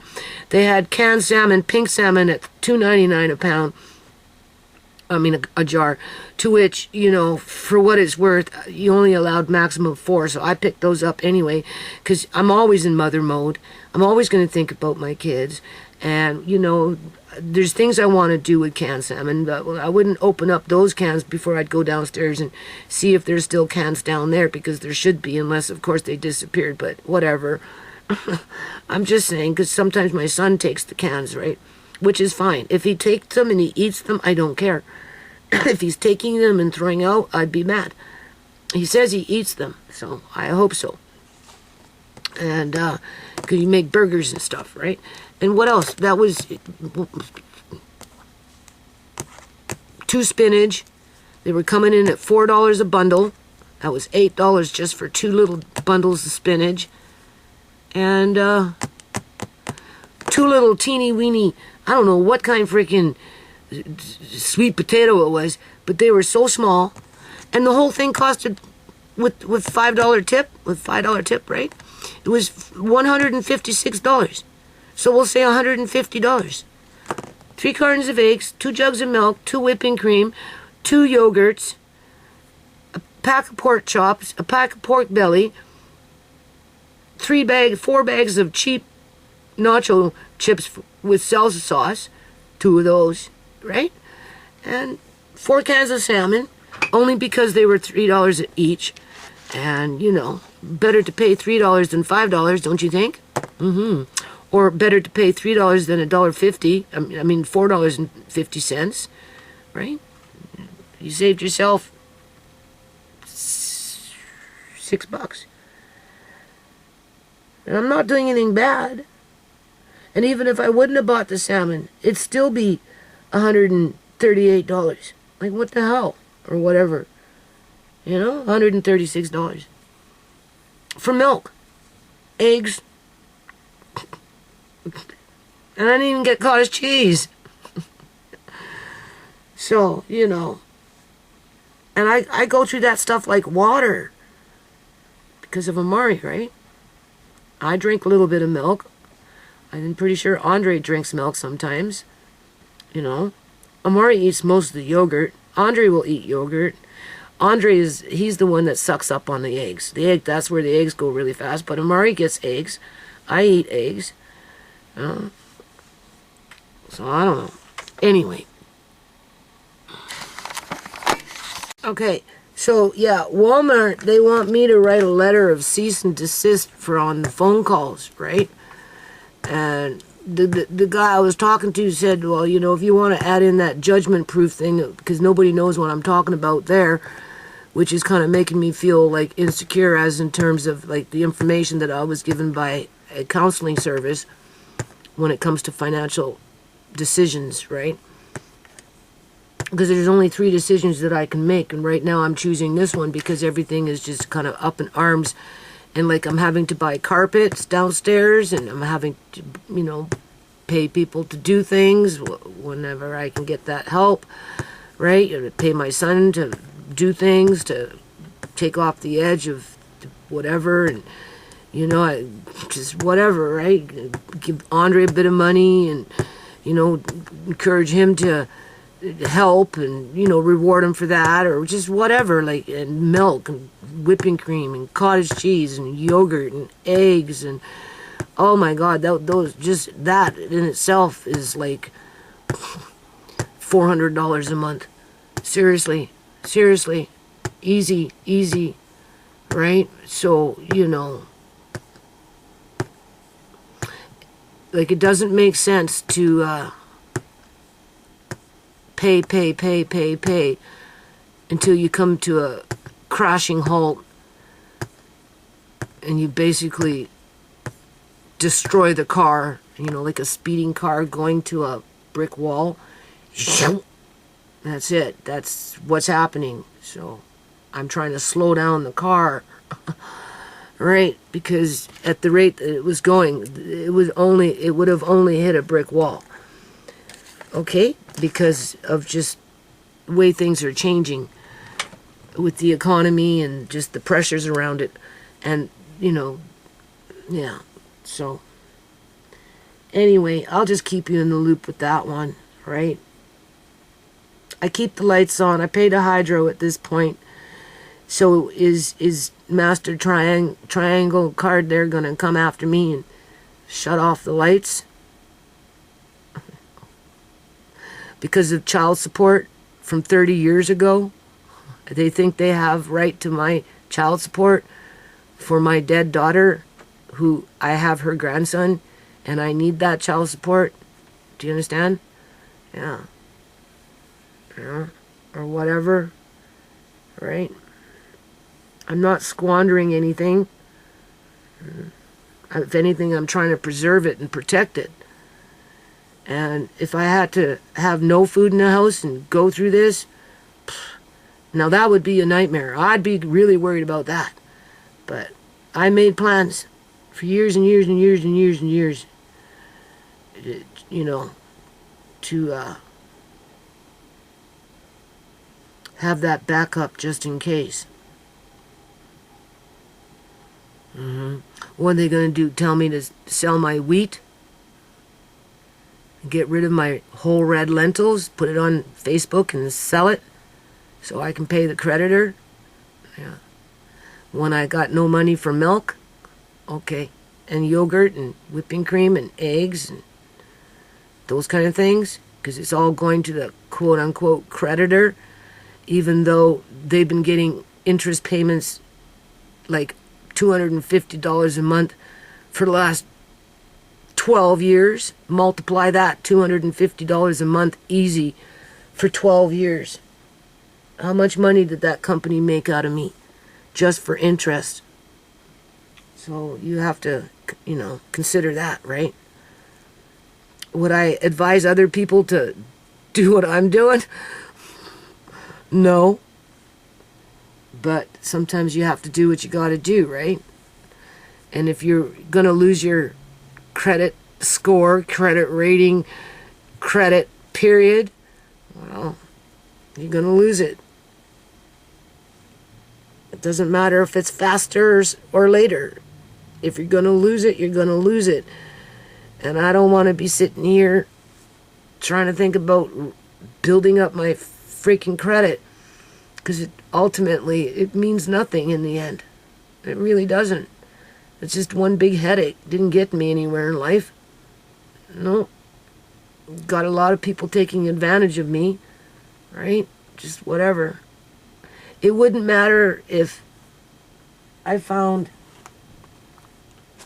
this at spring cleanup, which is just a simple glass case.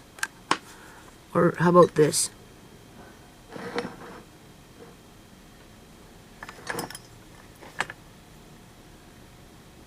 It wouldn't matter if I bought it, whenever I bought it, or whether I found it at spring cleanup and I got it for free. However, whenever, years ago, because that's old. I've had it for a long time. I don't think anybody has a right to come in and take it away from me. Any more than they have a right to come in and take this away from me. Or my food. Or anything like that. I'm so tired. It's 9 o'clock. And I got a long way to go with what I'm doing right now. That's the big chore for the day. So, I gotta go. Look at that. England 1315. People ate their children. The famine horror. 95% starved. Between 1315 and 1317. Yeah. It happens. Right? China, same thing. They had some issues going on there. People were eating leather belts. In the United States, at some point, they'd suck on stones. They called them hunger stones. To ward off hunger, because there was no food. Yeah.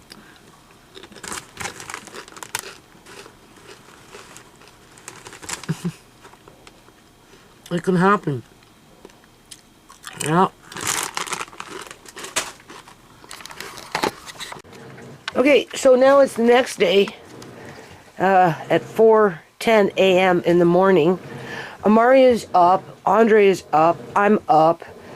Like, seriously, I don't know. Yesterday, right, when I got up at like 1:30 in the morning, and Amari was up, okay? Now, he catnaps with me when I catnap while I'll sleep or whatever, right? And after I work for like 15 hours. But besides that point, he wouldn't go to sleep. Because I got up like something like at 1:30 in the morning or whatever. This was yesterday morning, right? Not today, you know, because now it's 4 a.m. in the morning. On the 23rd, right? And he didn't go to sleep. He going. He was good though. He wasn't bouncing off the couch. He was just playing on the couch and yada yada. And then, I don't know, like 8, 9 in the morning, he was still going. Like, well, around 8:30, 8:45, he finally stopped and went to sleep for a while. And then even then, he only slept for like an hour and a half. Right? You know, like, I don't know, like, he went like all for hours. So anyway, he's got an EGG coming up, right? Because of this twitching now. The twitching is stopped, or at least it slowed down. It was going on a little bit on the 22nd. Yeah, early in the morning. It's I don't know. It's something to do with the sleep cycle somehow, some way. It provokes it. The sleep. I don't know. So either or, he's got an EEG, and they booked him in to be there at something like 6:45 in the morning. They want him to go to sleep at midnight. Oh yeah, sure. Wake him up at 5. Hell, he's already up. There's no way he's going to sleep. Like, I don't know. Like, I don't know how this is going to work. And from what I understand, the EGG was supposed to be done when he was sleeping. So why they'd want us to wake him up, and I don't know. I'm going to have to phone and find out. Either or, I can't stress out about it, right? So, this tomato chair is actually quite large. So this is where I'm going to put it eventually. It's not going to, it might just barely fit in there after I get this little bit out. But I couldn't, eventually I'll move all that out, right? Eventually. So I'm working on this. Now, if you notice the floor space, it's not very big, right? You know what I'm saying? So it is what it is.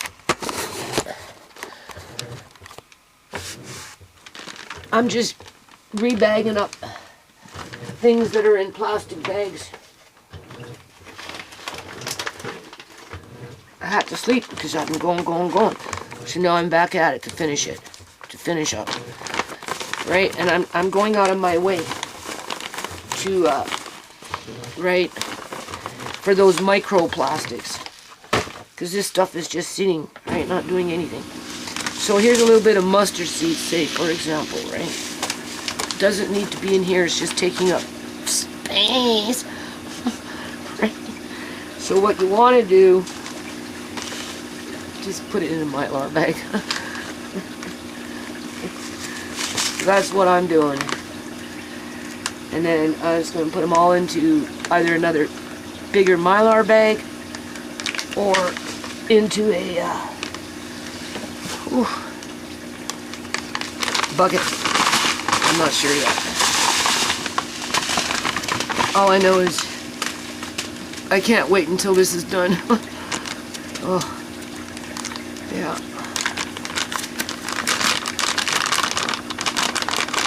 So, just showing you, right? You know, compare it, right? In comparison, right? And again, if you're trying to break away from those microplastics,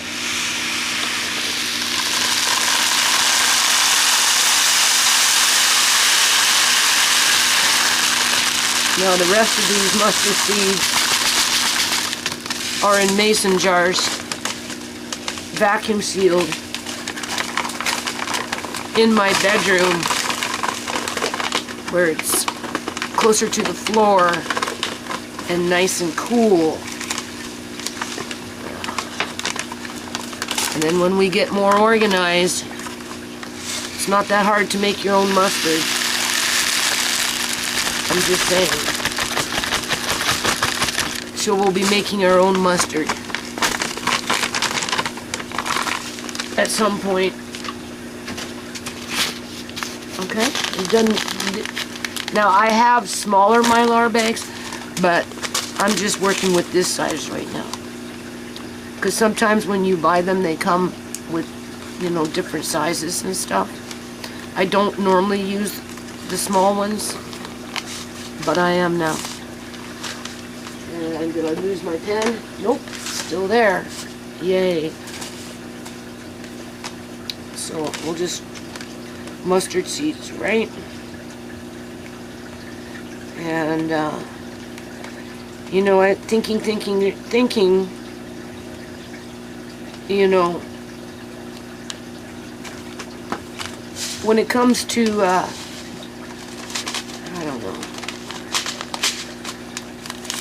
I don't know.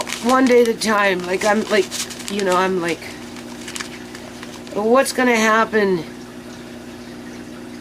Just with the housing market and stuff, right? You know, the way it is, and how it's being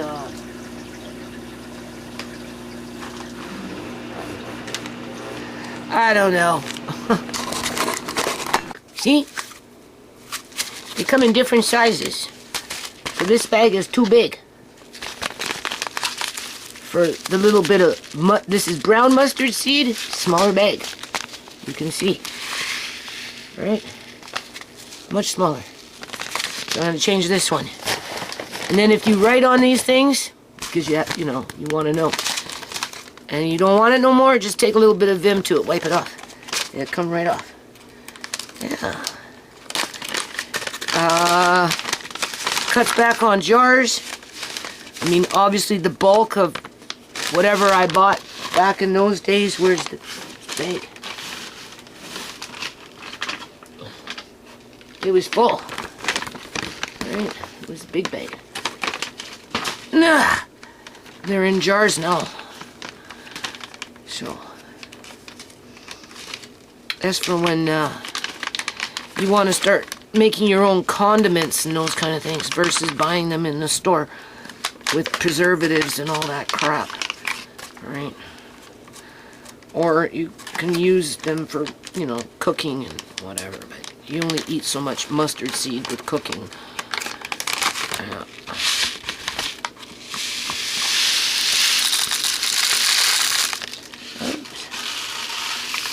And of course, can't see. Got a whole bunch on the floor. Yeah.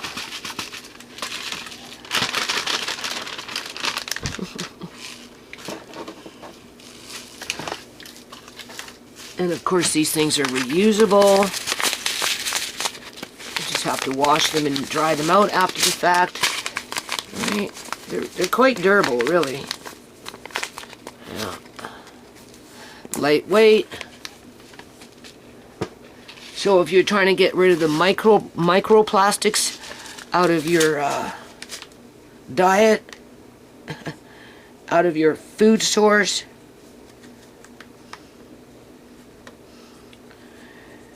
you might want to think about investing into Mylar bags for little stuff like this. Just, right? Now, I don't know where I put the other one. Somewhere here. Anyway, and then we've got, I just seen it. This one is mustard. Now, for something like this is mustard powder, right? I put this one in a jar. I mean, I could put it in a Mylar bike, but I like, you know, and there's a fair amount there, so I just need to find a jar for it. Another reason why you want to maybe work on getting rid of these plastics, you know, as they accumulate in your kitchen. Moths like them. You know, I don't know, maybe they'd like Mylar bags too, depending on what's on the outside of the Mylar bag. But you know, you have to put things into containers, right?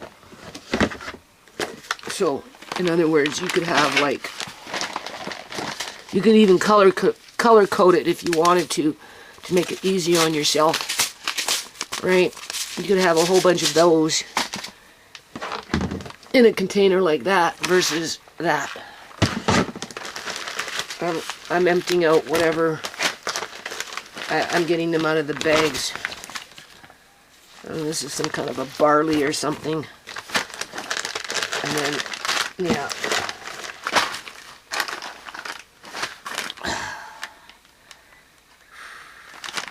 Wheat.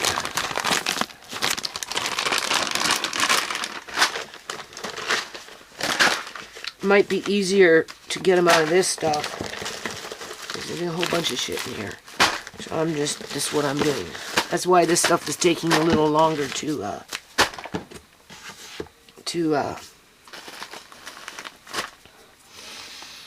do, because I'm repackaging or chucking out or whatever. Okay, so it's coming along. Got it all getting more sorted out.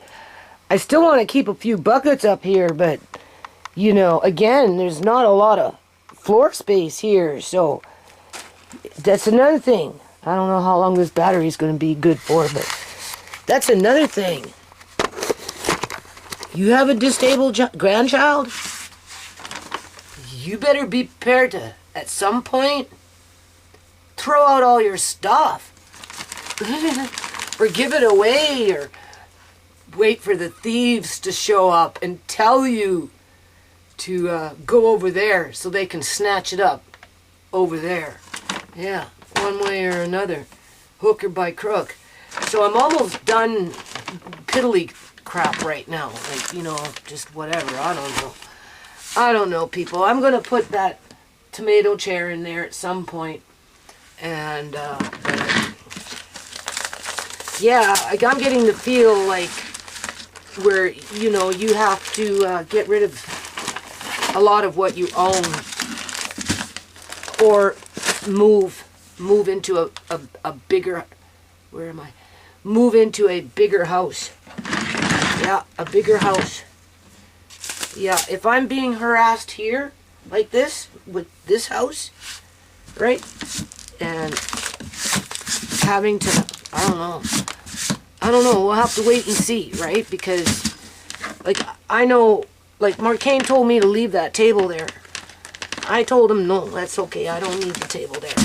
I'm fine. I've had that table there forever. It's been there since I first moved in. And, you know, I want to get into those cupboards and stuff and do whatever. So I don't mind dismantling the table. I don't really want to. Like, ultimately, in the end, I don't really want to, but I will. Just because, right? You know, to accommodate, I guess, that extra space that I need for equipment, I suppose, and so that people can trample through my house. Basically, right? They want it, just, I don't know. So yeah, if you have a grandchild in your care who has a severe disability, you know, be prepared to, I don't know, do it all by yourself, do that daily grind, right? Be accused of this and accused of that because you can't produce, what is that called? An Amazon, in terms of the perfect child that's gonna grow up to be 6'3", 220 pounds of solid muscle, right? You know what I mean? Yeah. If you can't produce that out of a disabled child, then there's something wrong with you. If the child is healthy, despite the disability, never gets sick, you know, that kind of thing, then still won't be enough. They'll find something else to set you up with when they damn well know that you can't change whatever the hell it is that's going on, like with his weight, right? They know that children with severe disability, severe cerebral palsy, or even just cerebral palsy in general, really, but the more severe, the more thinner they seem to get, right? The ones that can walk around and, you know, are just mild, the one on the spectrum of 1 to 5, Amari's a 5. The ones that are like in the 1 range, maybe 2 range, they maybe, you know, maybe not so skinny, right? But still kind of skinny because it's just to do with the brain and just whatever, right? They say the body uses a lot of energy to compensate for the, you know, the turning of the, or whatever's going on with the cerebral palsy. It burns up more calories, yada yada yada. And even when you give them the calories, you know, so they don't admit it. I lost my pen. Oh my God, where did the pen go? I need a pen. I don't know where it went. I don't know if this one will work. I think it fell down. I was using it over here. So yeah, you know, be prepared to tear up your house at some point, unless of course you like living in an empty house, right? Have one book. Just saying. Right? Well, some people don't even have one book in their house. Well, what does that tell you? Huh? It tells you something. Yeah. Anyway. So I'm still just miscellaneous, getting them out of the things, putting them wherever. Putting them wherever. I don't know if this would fit in this bag. It might.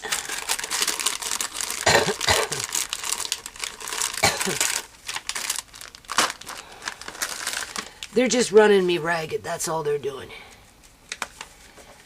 Yeah.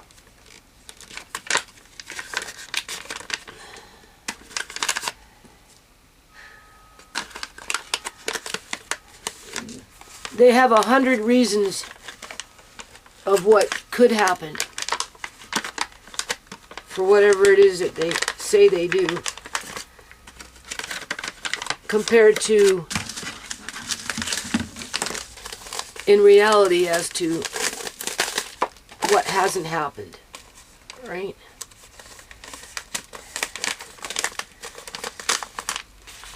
So I guess they have crystal balls or something.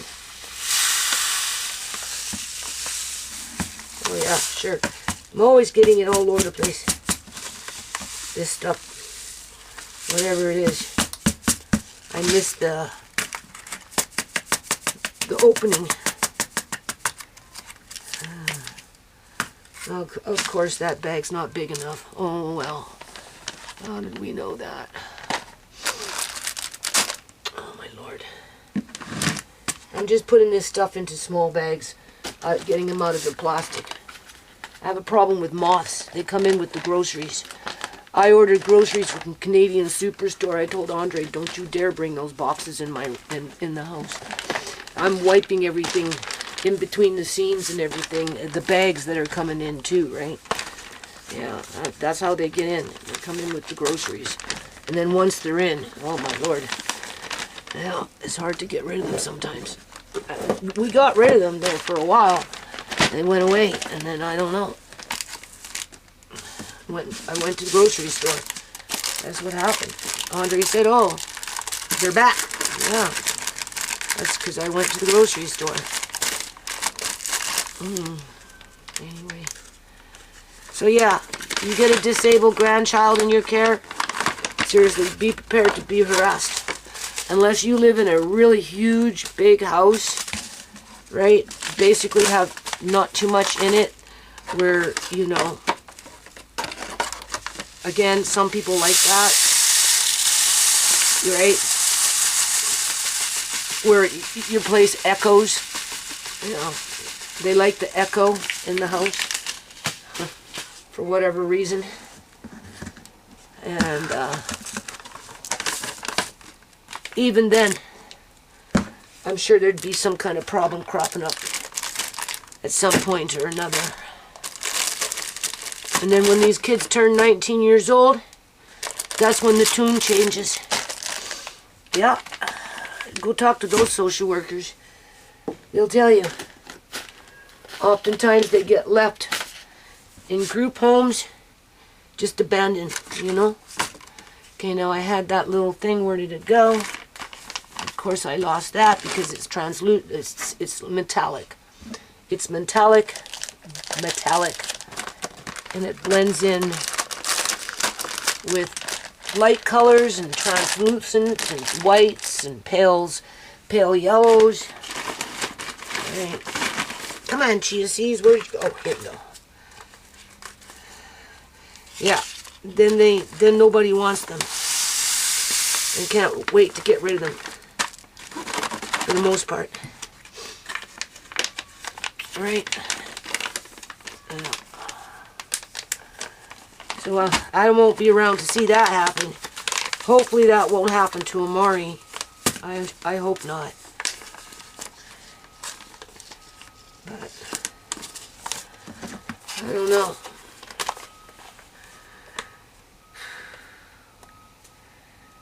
Okay.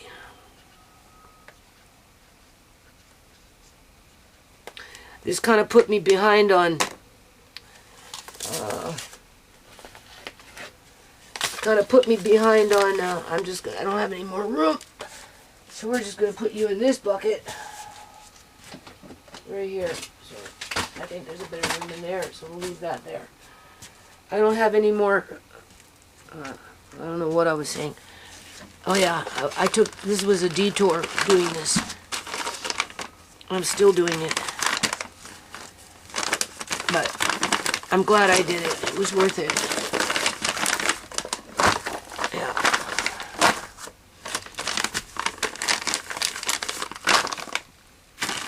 Still got a way to go yet, though. Yeah.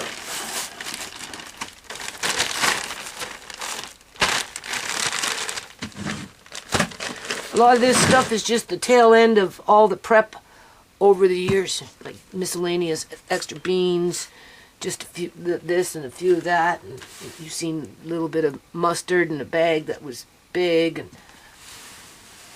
so yeah, if you got little things like that and you're finding them to be annoying, get yourself some little Mylar bags.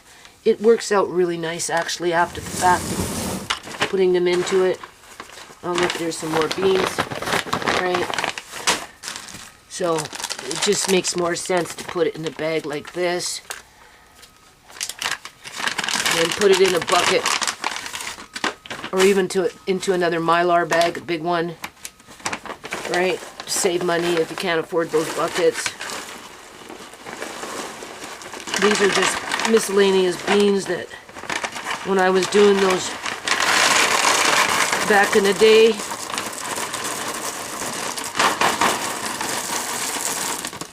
for whatever reason, yeah, it's a mixture of, I think, different kinds of beans. It's not, yeah, we got kidney beans, some sort of Cantatelli bean in there, looks like, and we've got some cranberry beans, or maybe those are called pinto beans, I don't know, just mixed from whatever. Right. Yeah. I'm just gonna put mixed beans.